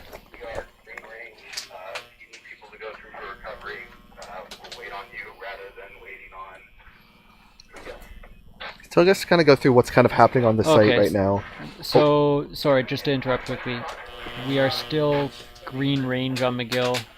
It sounds like they're still trying, but it's relatively unlikely at this point. What's kind of happening on the range right now is most of the launch operations have shut down, so we're not going to have any more launches behind us. We're not actually clear after a certain time. Okay. And then at 6:30, it definitely has to be shut down. But their fill takes like 40 minutes. Their fill takes like 40 minutes to do. But McGill's fill is actually pretty quick. But is it? But they aren't. Okay. That's not the only things happening on the range right now. We still have a lot of teams here in their tents. Some of them working on rockets, some of them testing. A lot of them are on recovery right now. Mm-hmm. That's the other thing I was going to say. Yeah. You want to talk about what that process is like for them? Yeah, so because they can be out on recovery for hours. Yep. So pretty much after they launch the rocket, we need to find somebody from Queens to tell us about that. Oh yeah, because they have the there was the what is it? They had one like just right off the road. Yeah, it was a pretty good recovery. Queens? No. No? Who was that? Oh no, it was 5 kilometers into the bush. It was not Queens. It was Sask? Alberta. Alberta landed right off the road. Sask lost GPS, and they only have 2 compass bearings to find it. Ooh. Oh right. Well, it's impressive they got 2 compass bearings. OTEC recovered? Who? OTEC. I haven't seen them back yet. Yeah, haven't heard anything. OTEC's not back yet. Carlton's not back yet. That whole salvo hasn't returned yet. Yeah. I know that they were also held up by the hybrid operations as well. So while the hybrid range, while the advanced pad is red, they can't, of course, go and wander around in a place where a rocket could hit them. So they have been delayed by that.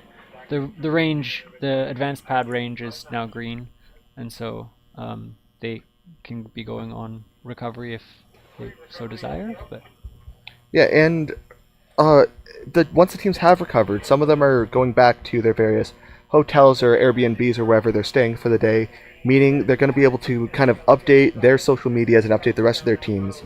So if you want more information on the teams that have launched, especially those earlier in the day, I'd imagine pretty soon you'd be getting those virtual updates from them. And if you've had any specific questions, you could probably contact them directly.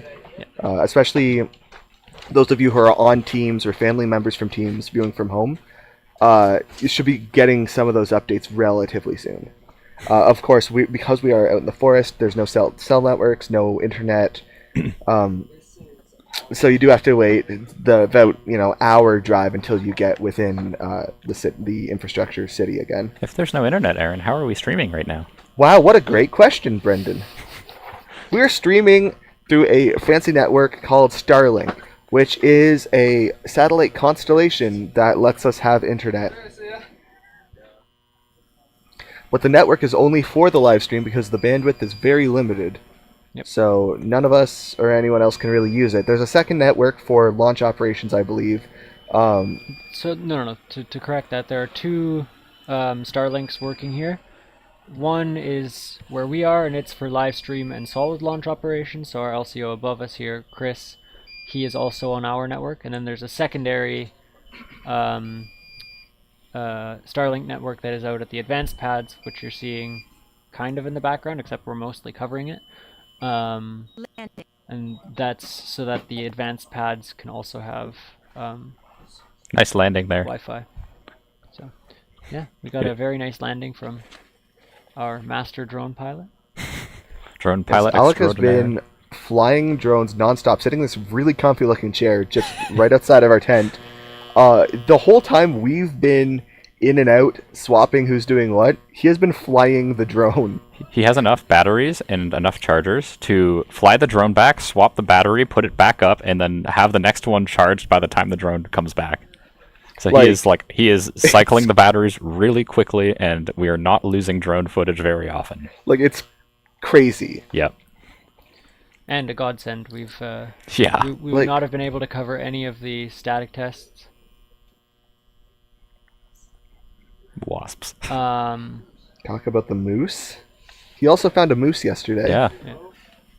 We should bring the moose back. Do you think you can find the moose again, Alec? That was a once in a million.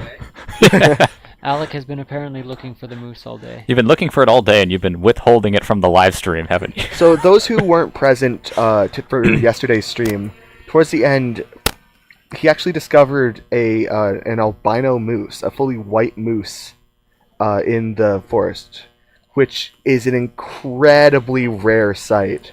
So we felt that was a really good omen for the remainder of Launch Canada, and I feel like we felt a bit of it today.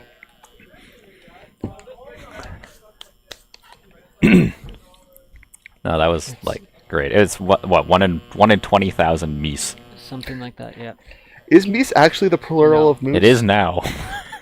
Isn't If it enough just of us moose? say it, it will be. Don't butcher the English language any more It's than it not is already butchering it; it's butchered. making It's it mooses. consistent. Why? Because Why the is plural of geese is gooses. why? Wait, what? Yeah. The plural of geese is gooses? Yeah, 1 geese, 2 gooses. As What you if it's can like see, plural, plural? We only give the most relevant and highly informative broadcast here. Yeah. If enough people say meese, we'll have our own dialect of English that has meese as the plural of moose. That sounds about right. Is that your moose call, Nico? Do you want to give us your moose call? So yeah, we've got at least, or we've got at most about a half hour. Yep. I continue to think it is relatively unlikely that McGill will launch. It's tough to launch at the end of the day. What we have to hope is that people don't make irrational decisions just to try to get it in the air, because Exactly. that's when mistakes can kind of happen. Yep. And that's particularly tough with a hybrid where, you know, you have been tanking and sort of filling up your rocket and detanking and refilling and so on and so forth over and over and over again. And even if they wanted to, set up tomorrow is going to be hard and is going to take a long time. So the temptation to just push that extra little bit is very high. Top tier stream content. Yeah, thank you. This is what you guys get for sticking with us all day, you know. Yeah. Yep. Also, in case you haven't realized, there is about a 30 to 40 second delay between when we say something and when it goes up on stream. So we swear we're reacting to you as best as we can, but it takes a hot sec. Brendan, you should say the word. The word. The Nico word. The Nico word. Yeah. What? Hey Nico, should Brendan say the word? Should he? What's the Nico word? The word that he's not allowed to say? Oh, I know what the. Yeah. No, don't. No. Right next to the logo. No.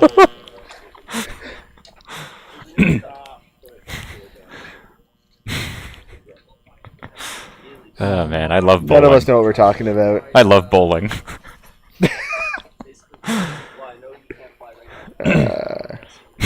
We are at a complete and total loss, folks. Yeah, well, what are some of the other sponsors of Launch Canada? Because we've talked about Pratt at length, we've talked about MDA at length, we've talked about the City of Timmins. Talked with the Metogamy First Nation. That was a really fun interview. Yeah. It was so... Honestly, I'm glad they're so enthusiastic about it. Yep.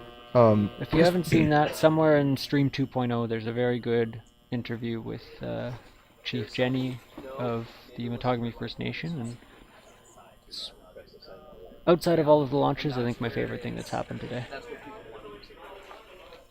Say the We're word. We're not gonna screw Nico like that. The word. No. The word is the F word, and we can't say it because it will get the video demonetized. Yeah, we've already accidentally sworn once, which Yeah. means that it's no longer PG. It's now Yeah. PG-13. Yeah, he said the rule was PG-13, and that means it can't be used more than once. Oh no, it's that one. Yeah, but more about... I mean, we can talk about... We've talked at length about rockets. We can talk about things related to rockets, like other bits of spacecraft. I'll save that for tomorrow. Yeah, we can talk about we satellites. can just vamp. I can. It's very much my. It's literally my job to talk to people about spacecraft. So. Yep. Yeah, Yes, it because is. I work at. I work at Carlton University personally, and I help teach a class there on spacecraft design. We should actually talk about kind of where we all are right now, or at least Brendan, you want to talk about what you do at work? I'm a propulsion development engineer at Rocket Factory Augsburg. What is Tell us that? about that without breaking your NDA. That is it is a company in Augsburg, Germany, that is attempting to make a small satellite launch vehicle that can put about 1,200 kilograms into low Earth orbit. Yeah, it's a really neat company. I'm a big fan of all of the small launches because, well, first of all, they have a lot of Canadians, don't they? They have a lot of Canadians. Yeah, they're based out of Germany. Yep. So it's funny that they have a lot of Canadians because that's not here. Yeah. No, there's a lot. I mean, a lot of them go there just for the opportunity to work on complex rocket engines, right? There isn't much of that in Canada, which is, I mean, one thing that Launch Canada is trying to inspire people to change. Yeah. It's important to point out for those of you that don't know about this. All of the aerospace engineers here, as a general rule, as you probably will know, the majority of the rocket and space industry exists in the U.S. However, the U.S. has some of the most stringent rules regarding their own sort of security of information that exist. And so for unless you are an American green card holder, unless you're an American citizen, you cannot get a job in the U.S. Working as an aerospace engineer on anything that is ITAR protected. So that is the international trade and traffic of arms, traffic and arms regulations. And that means that for Canadians, we either have to look locally, of which there are, very few companies that produce launch vehicles. I can count them on one hand.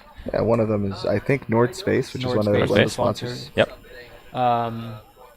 And there are, other companies like Reaction Dynamics who are, founded by Orange Polytechnique alum. So, it's not to say that there's nothing here, but the companies that do exist are starting and are growing. And otherwise, we have to look abroad. So, Brendan took the opportunity to find work in Europe, and that's a route that many of us will end up taking because there's not a ton of options for us in Canada unless we are able to get a green card and go to the States. And that has an influence and an effect on what we, the kind of ways we work, right? So it's fantastic to see the enthusiasm and the sort of interest in rocketry at competitions like this.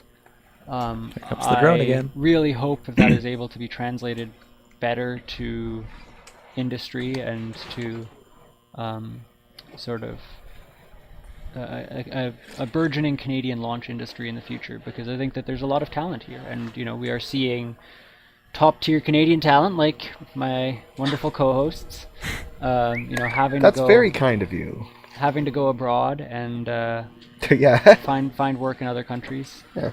A lot of us, I think, are in a field that we're all really interested in. A word thrown around a lot here that it's like second nature to us that I think some people don't really talk about in the general public is people refer to right now as an Avro-Aero moment. And that probably doesn't mean anything to most people thinking about it, but essentially in the late 60s, the Canadian company Avro Canada, was in development of a domestic fighter jet that due to something called project creep, essentially the scope kept widening and demands kept changing. The project was going over budget, despite the fact that it was a brilliantly designed project with some really, really highly skilled people on it. When the project got canceled, the majority of aerospace engineers got laid off, and all of them moved to the States to work on the Apollo program. People are saying that's happening again, where a lot of our brilliant engineers are moving internationally to get jobs because we don't have that many domestic corporations or like companies or employees for working on stuff like that, which is really unfortunate because Canada has some really, really highly regarded engineering schools. both with how they're regulated with consistency and ensuring that they require top quality with regards to our certification boards by each province, as well as their legacy with development of spacecraft robotics, development of communication systems, development of medical systems, and so you're seeing these people go through the Canadian system and get graduate degrees in Canada, having to find work internationally, and that's what kind of people are referring to as, an Avro Arrow type situation. And that's kind of what's happening, and that's why a lot of people are so passionate about either getting domestic launch services or really promoting the domestic space industry. And it's important to note as well that it's not just our particular brand of space, that is to say, the launch industry that is sort of in need of growth. Our brand. There are, a similar thing has happened with space robotics. So there's the rover competitions that have happened in Canada and in the US, and that has developed a whole lot of interest in planetary rover technology from a bunch of students who now have a ton of skills in that, and they too are struggling to find work in that domain. So this is not to say this is not just to complain for no purpose, and I think that it's important to note that of course there's going to be folks that have to change or reskill or retool or move into a different field. That's kind of the way that our economy works, but it is nonetheless, I think that there is a lot of opportunity in Canada. We have a lot of the resources, we're just not putting them into place yet, and I for one really hope that they can that we as a community can sort of come together and really build up a launch industry, a planetary rover industry, a satellite industry that is viable, large, competitive, and there are companies doing all of these things. There are companies in Canada that are doing a ton of great work, and they deserve applause. But like everything else in Canada, there needs to be a variety. There needs to be a lot of different companies doing overlapping tasks and making sure that it's not just one company that is one monolith.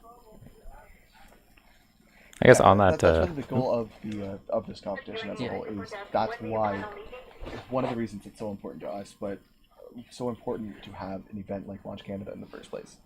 And I think on that note, a what? Yes.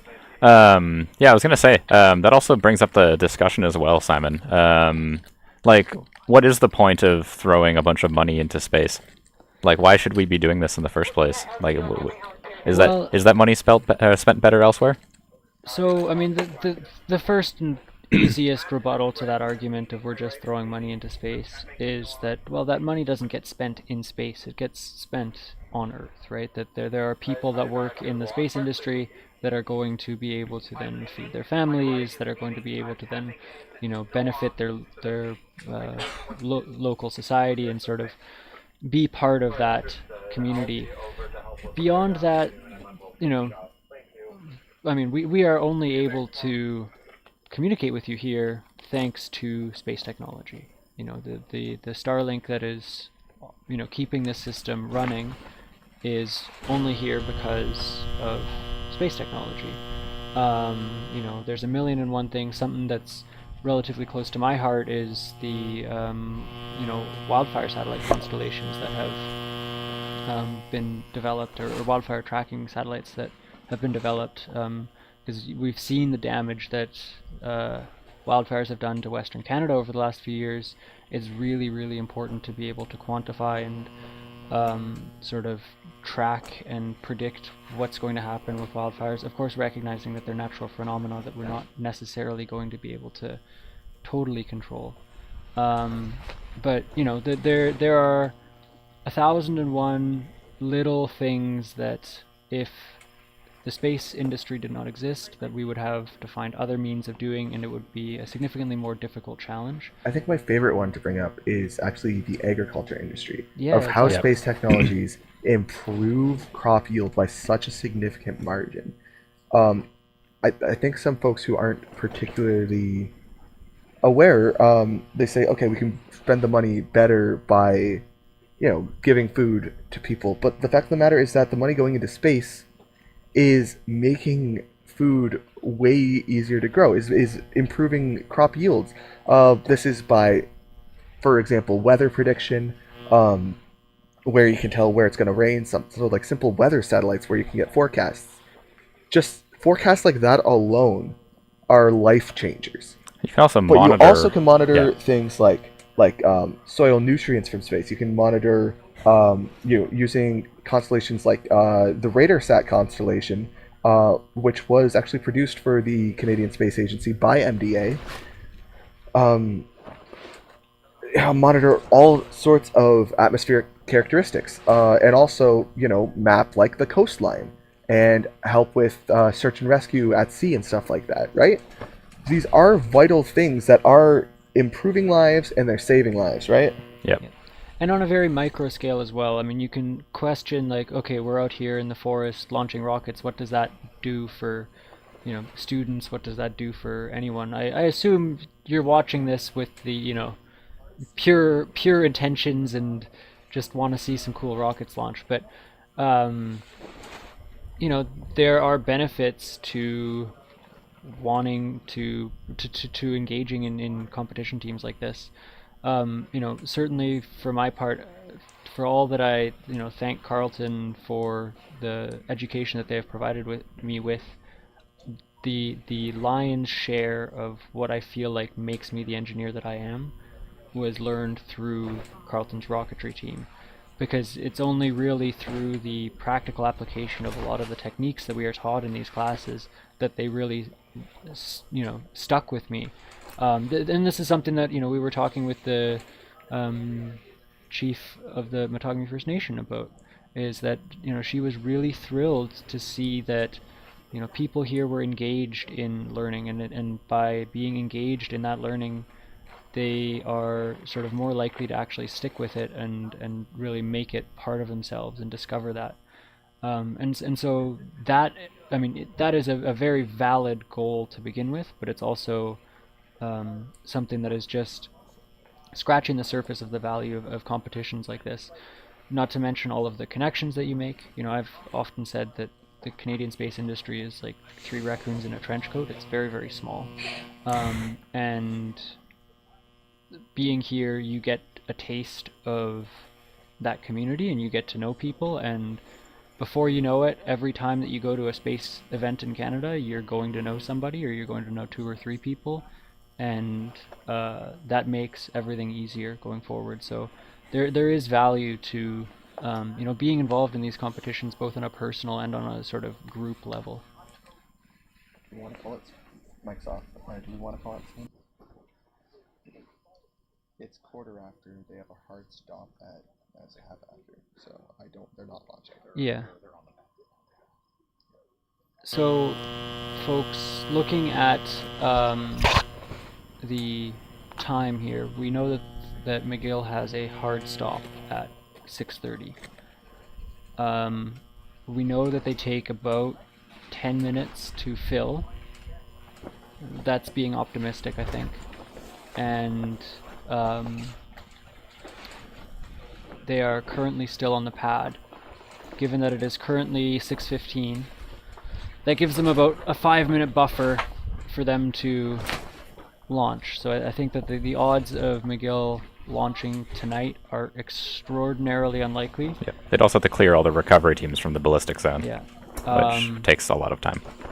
So unfortunately, it looks like they're going to be scrubbing today. Exactly. It looks like they're going to be scrubbing. So I'm sorry to be the bearer of bad news, but they'll be back tomorrow. As will all the other teams. As will all the other teams. Starting right at 9 o'clock. 9 o'clock Eastern. Are we in daylight time? Oh, God. I don't know. And we're back. What time are we? What time? I don't know what time Eastern zones Daylight are. Time up here. So thanks for tuning in, everybody. We're Thanks gonna for call coming it out. today. Yeah. We'll keep the cameras on, just on the extraordinarily narrow chance that McGill does manage to get off the pad today. But But we do have to start tidying everything up and packing it up so that dust doesn't get everywhere overnight. Yep. So I guess signing off, reintroduce ourselves, but not the backwards way. Yeah, I was Aaron Van Den Enden.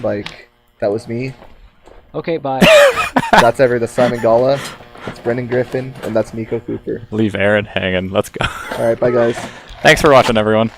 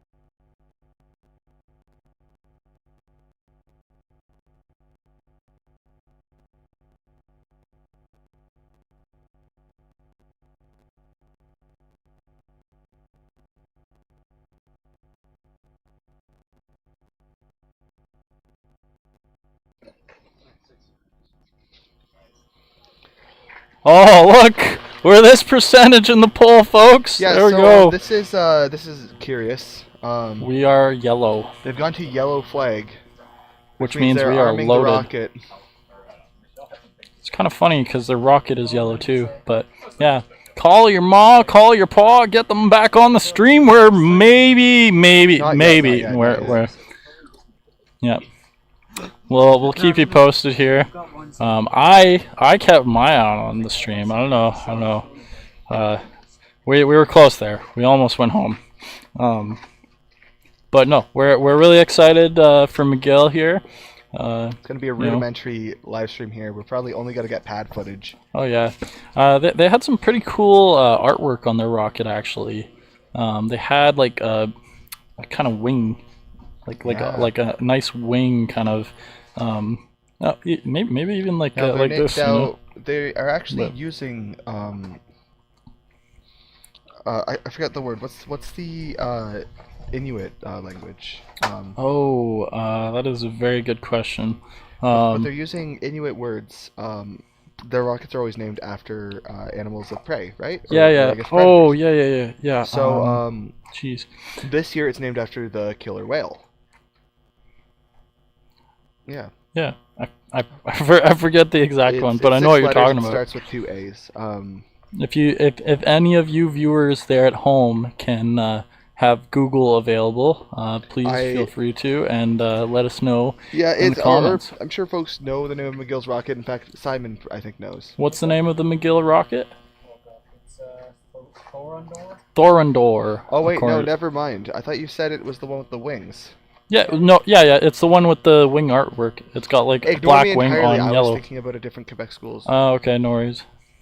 There's Sorry. 31 rockets. It is difficult to remember every difficult single to remember one. all of them. No, this team names all of their rockets after Lord of the Rings. Yeah. Yes. Yeah, I thought it was that one, but I didn't want to say that was the same as the whale. But no, it's not. No, Sorry. no. No, it's a Lord of the Rings rocket. Yep. It's very, very cool. But as you can see here, we're at the hybrid pad right here, and you can see the rocket right there. Surrounded by yes. hybrid. Yes, Now, we're under the hybrid tent. We're really far away from the pad when yes, they launch, but no. As live stream people, we are super cool. Yeah, we're coming to you live, nice and close to the rocket. Don't do this at home, kids, please. This is, you know what they say about a deep fake. This is maybe a shallow fake though. So, we're pretty close there. Yeah, I feel like this is kind of like when you watch like a really good movie and at the end of the movie there's just like bloopers. That's what this is, folks. Until they launch, at least. Then it'll be really exciting. Post-credit scenes. There you go. Post-credit scenes. I've never been in a post-credit scene. It's like with post-credit scenes, it could be something, it could be nothing. You never know. So we're here in Timmins, Ontario. For those of you who have just tuned on, you're a little late, but we're at Launch Canada, and where we might be launching Miguel's nice and yellow Thorondor. 6:45 is the cutoff, folks. So, stay here until 6:45 at the latest. If you got something in the microwave, you might want to go pause it. We hope that the popcorn doesn't pop off, but we hope the chat does. So we'll see how this goes. Yeah. What else can I talk about? I can talk about sand. I know Anakin hates it. He hates the sand. Wait, does he hate the sand? That's not Star Trek. That's Star Wars, you goofball. Oh, jeez. Yeah, no, sand. Yeah. Yeah, man. Like we can only make those jokes once with the Klingons. Oh, we haven't. Oh, okay. That is a sneak peek, folks.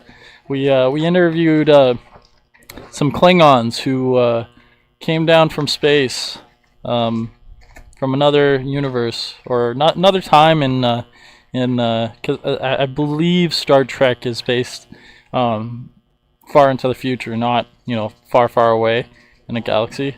Yeah, if anyone knows any good Star Wars puns, feel free to type them in the chat. We'll get a chuckle. We want to get you involved. Keep you awake for those of you on the East Coast.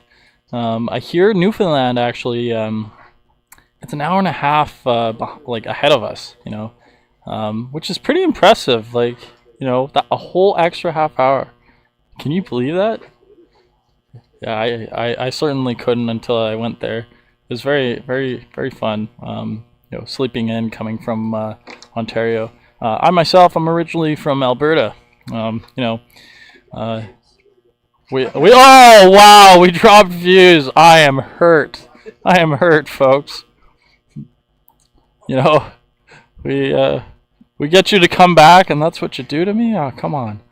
No, we like the dinosaurs there, especially in Drumheller, and in Fort Mac. I hope some of you oil riggers out there understand that joke. For those of you that don't, well, I'm an Oilers fan. I'm a fan of Wayne Gretzky. I heard today actually that some St. Louis Blues decided to provide offer sheets to Dylan Holloway and Philip Broberg. I am a bit disappointed by that. Not gonna lie. But you know what? Like, good for Philip. Good for Dylan. They went and they get that bag, right? Like, think about it. Like, if you could play hockey for like $1 million, would you do it? What if you've been playing for so long and you're waiting for your next step and you get like four times that much? So, I can talk about hockey a little bit more. McDavid had a wild year. He won the Conn Smythe. He didn't come out to accept it, and like no one can blame him. He wanted to be with his team. I personally, I'm not a big fan of Matthew Tkachuk, being an Oilers fan myself. But he's got a nice mullet. Yeah. I actually got a mullet myself. I'm not going to take off my hat because it's still pretty sunny. Yeah. Oh, we have a drone coming, folks. Aaron, if you have the chance, I made in the quad set.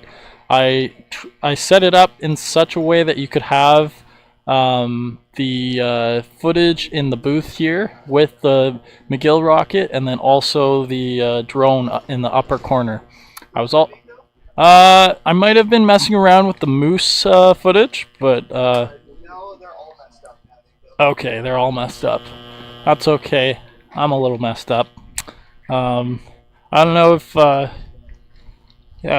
we'll see here. Just gonna keep rambling a little bit.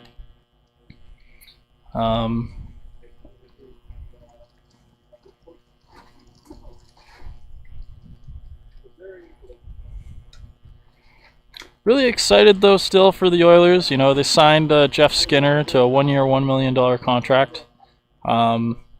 And they also signed Victor Arvidsson from LA. He used to play for Nashville. I think he went to the Stanley Cup final with the Nashville Predators back in 2017 against the Pittsburgh Penguins. The 1990 Stanley Cup final champions were the Edmonton Oilers. You can look it up, fact check me. What else should you guys know? Canada has let's see here. They have 6 or 7 NHL teams. I believe it's 7 with Winnipeg. Let's see. So we got Vancouver, we got Edmonton, we got Winnipeg. What else do we have? We have Ottawa, Toronto, Montreal. There we go. Yeah, we have 6 teams. I know I'm forgetting one that you might think is a hockey team, but it's unfortunate the way that their team has had it. But as an Oilers fan, I can't really consider them NHL hockey team. No disrespect there to Calgary Flames, but yeah. If you haven't seen the Deadpool and Wolverine movie, it's pretty good. Ryan Reynolds kind of rambles a little bit there, and that's what I'm trying to do. I know I'm not quite as good looking. I'm not like an avocado made love to another avocado, but nevertheless, we do love avocados here at Launch Canada, and no avocados were hurt during this broadcast. Some blueberries might have been in the process of becoming projectiles. Yes. There is no one left to interview, so I am your host here, Nico Cooper. For those of you who are just tagging in, there is a chance that this rocket right here, McGill's, what is it called, Brendan? Thorndorn? Okay. Thorndor? Thorndor. There we go. I should have butchered that a little bit more. No, Thorndor. That's really cool. Cyril, one of our volunteers who was the MC, he went to McGill. Simon's going to McGill too, so must be a pretty good school. I'm not sure if the Montreal Alouettes still play at McGill, but that was a thing once upon a time when I was paying attention to the CFL. CFL is the Canadian Football League. In the U.S. they have the NFL. Up here in Canada we have the CFL, and CFL is actually it's over like 100 years old now. Whereas you look at the NFL and they're on like Super Bowl 57 or something like that. So it actually it was a sport first in Canada. Minor flex there, or pretty big flex. Good for them. Speaking of sports, basketball was invented by a Canadian, and hockey, of course, is Canadian. But and then you might think, well, we got baseball. The Blue Jays aren't doing so hot lately. Well, yeah, but sure. Guess who invented the baseball glove? That's right, a Canadian. You guessed it. Let's see, what is some other Canadian sports? Speaking of which, the Olympics happened recently in Paris. I'm sure by now you've all heard Summer McIntosh coming home with a couple medals. I think it's the most gold medals by any Canadian athlete in some events, but or at the Olympics, which is pretty impressive. The men's track relay, I think it was 100 or 200 meters. They came home as well with gold, which was pretty great for Canadians, and yeah, that was pretty good. And we also came home with gold in both male and female hammer throwing, funny enough.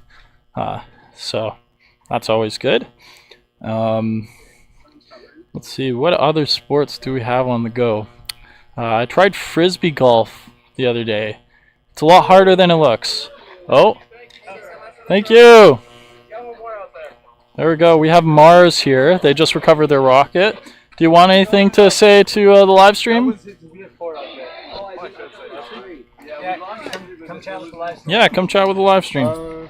So you guys are gonna be here. I think everybody's gonna be gone, right? Yeah, so we're here until 6:45 because we're waiting for McGill. 6:47. 6:46? 6:47. McGill is still trying to launch. Yes, they're doing that. Have a good night. Oh, there you go, folks. Live stream? Yeah. Okay. Where do I speak? Microphone? Yeah, yeah.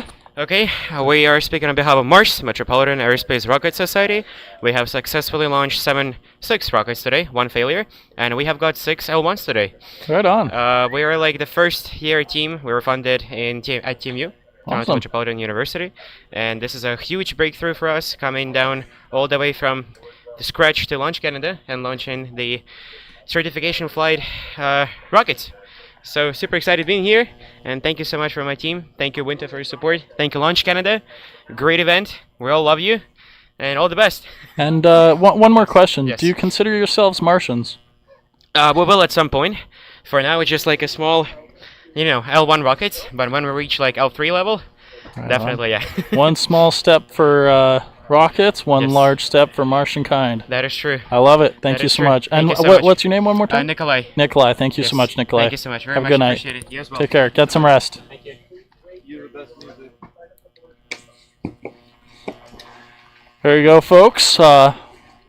You wouldn't think that we would find any Martians or Klingons here at Launch Canada, but we have found both. And there was also a dog yesterday that came and had a few words, and by a few words I mean one.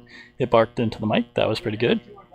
And we also found a albino moose yesterday, which was, oh my god, that was majestic. Absolutely majestic. We're gonna try and find more of that for you.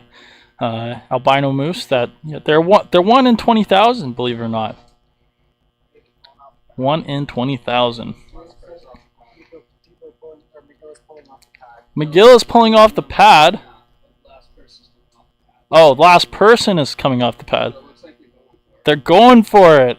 There you go, folks. You heard it here first. They are trying to go for it. Not to quote Galileo Galilei, but I will believe it when I see it. Speaking of Galileo, he was pretty good with telescopes. And speaking of telescopes, pretty recent news. You might be like, "Oh, you boomer." So that's not recent news, but we got the James Webb Telescope up there. It's probably like right there. You never know. What? Quadra? Oh, I was rearranging things so that I could get 3 on the... I can fix it. Okay. Yeah, so leave it on the 2 view. It's like, where... Oh, the drone. Okay, here. Hold on one sec, folks. Okay. We have our man behind the machine, Simon Gala, for you, working the behind-the-scenes action with the live stream there. Is there any questions on the stream? I see there is a couple comments. I cannot see.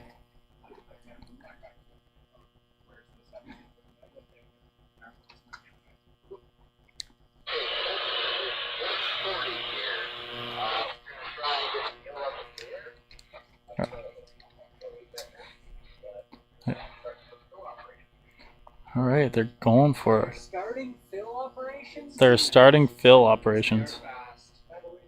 They're starting fill operations. There you go. Yes. Allegedly, to my sources, and by my sources I mean drone guy Alec, fill is 2 minutes. So we will see how that goes. I have a friend named Phil. He is more than 2 minutes. No problem. Thank you. CBC is calling. Yes. CBC. Da, da, da, da, da. Yeah, wrong acronym, not CBC, CSA. Speaking of CSA,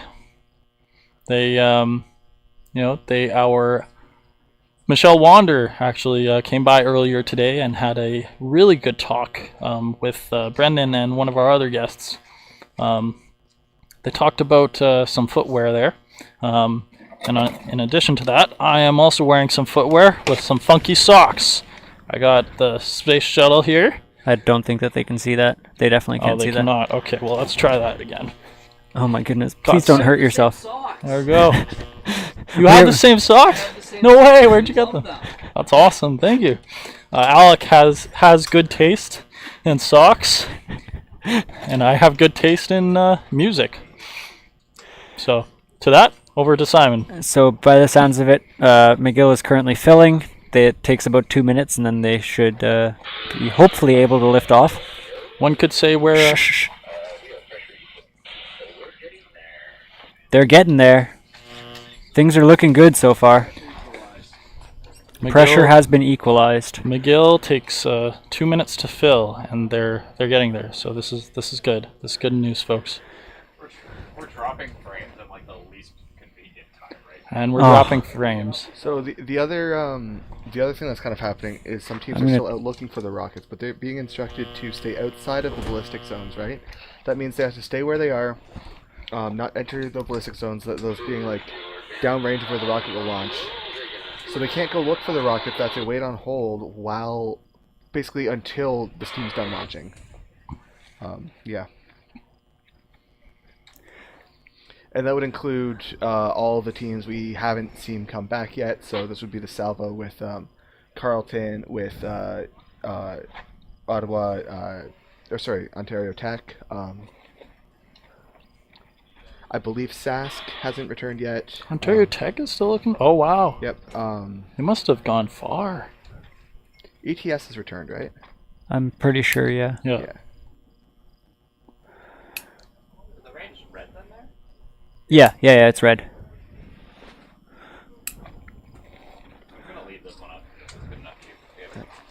We will be doing this launch any minute now.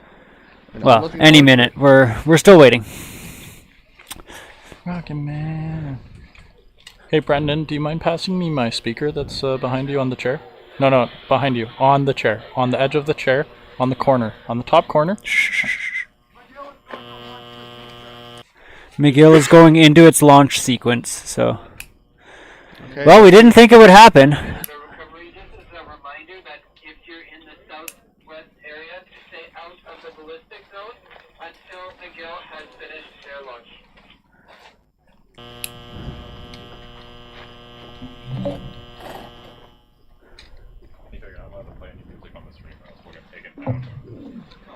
I knew that.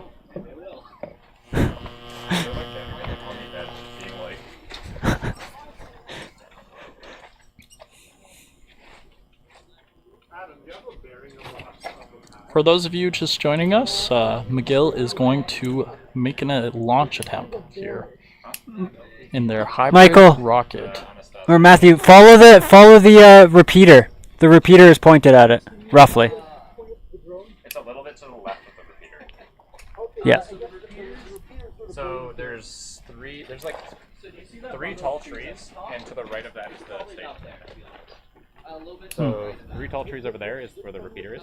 Yeah.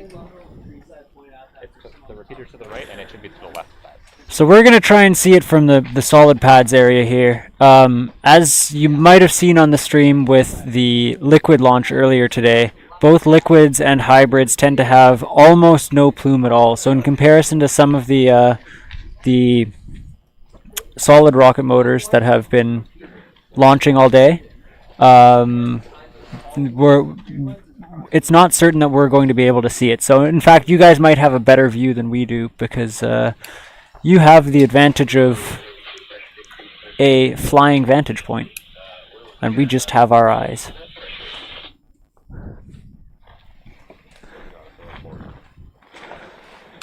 We have our eyes, and we also have our MDA hoodies. Well, hoodie, I guess. Sorry. But you can get these on our swag shop. Swag store. Yeah. I don't think it was obvious enough where you are employed, Nico.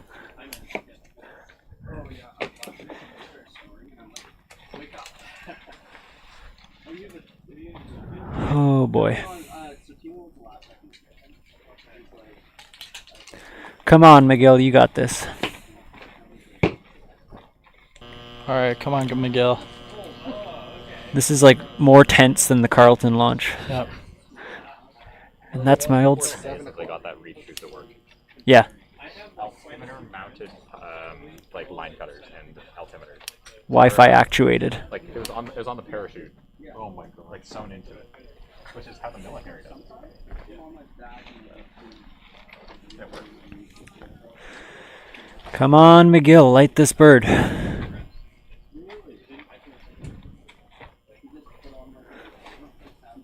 We are still waiting.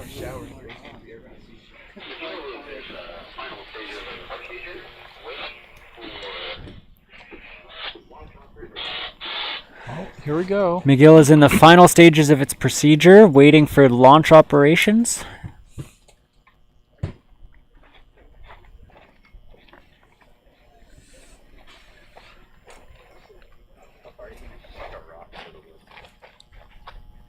Probably not past the flag.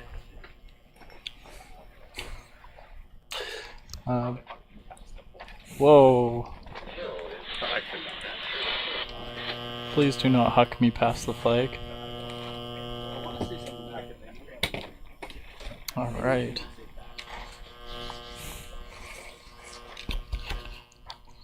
Alright, what is a pilot's favorite flavor of a bagel?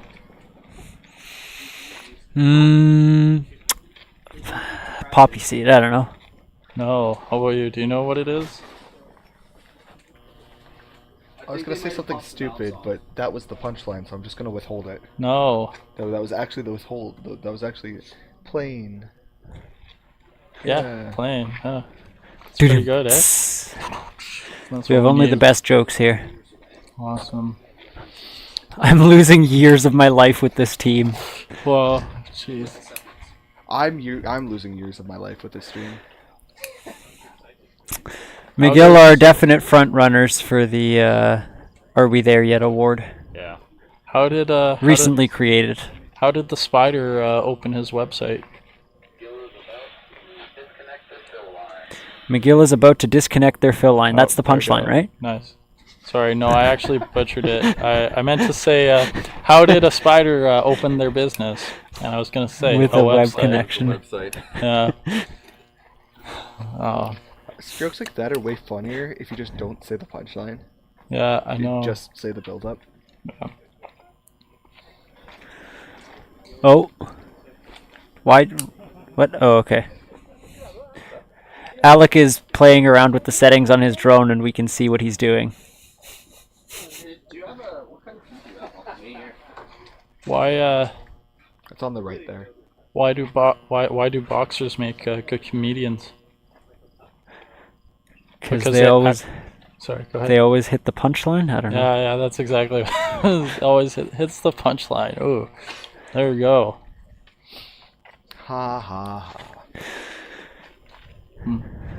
You never know what you're gonna get with this live stream. No. It's just 7 hours of stream of consciousness. I'm losing my stream of consciousness. We had Moose Cam as an outro, and then McGill edged us, and now we're back. Yeah. We should get Moose Cam. Subscribe to bring back Moose Cam.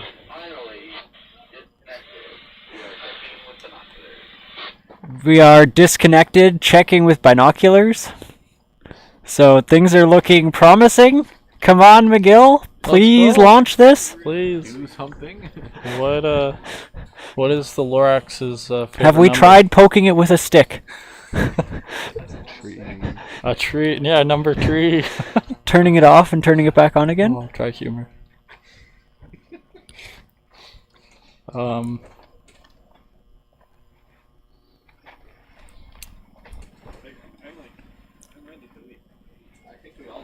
Yep.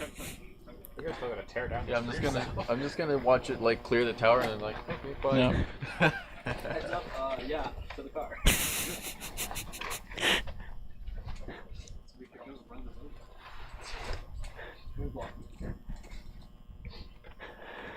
We are still waiting. What did Bowser say to Mario? What did Bowser say to Mario, Nico? Nothing. He left him peachless.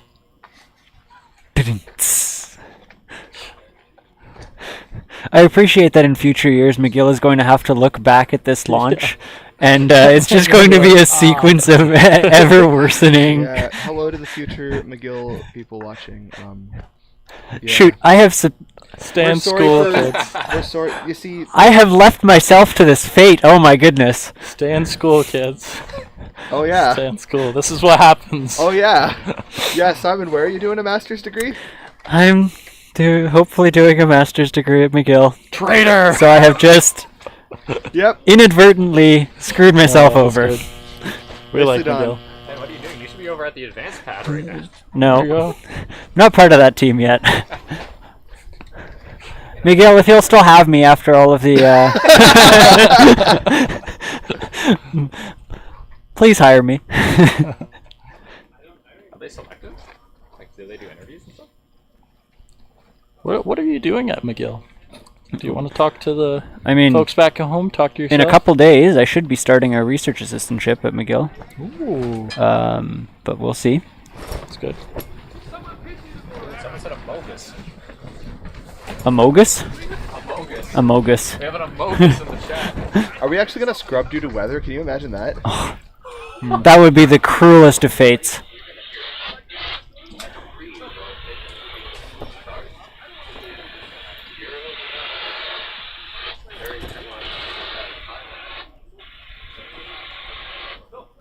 We have some sort of chatter on the radio. It's very indistinct. I heard ignition sequence start. Just getting us hyped up for nothing.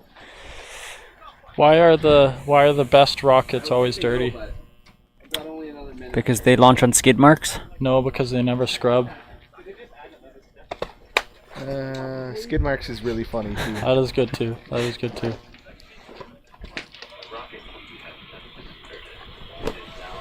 Skid marks are okay. I really like Smoky Sam's. Smoky Sam's are good. What are the sparky ones? I've seen a couple. I've seen one of them, I think. It's just kind of like a bunch of metal powder. I was saying this stuff, so we're like. It reminds me a lot. Well, at least somebody is enjoying our jokes. Yes. Standing by. Standing by.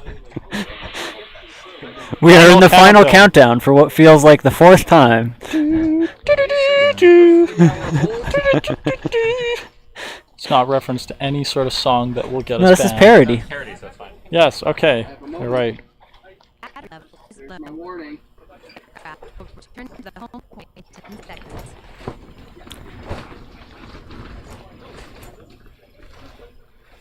Alright, come on, let's see a rocket. Launch this bird, McGill. 8, 7, 6, 5, 4, 3, 2, 1. Yep, come on. Yes. Smoke. We got smoke. Oh, we got smoke. Are we gonna catch? Come on, come on, come on, come on, come on. Light. Light. I think that's just NOS just pouring out of the chamber. Oh, sorry.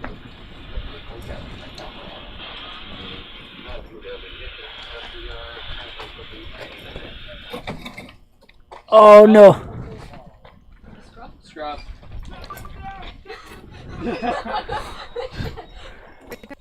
Oh, that is heartbreaking. It happens. That is heartbreaking. I'm sorry, Miguel. Tomorrow you'll get it. Or the next day. Whatever. And if you don't, that's still okay.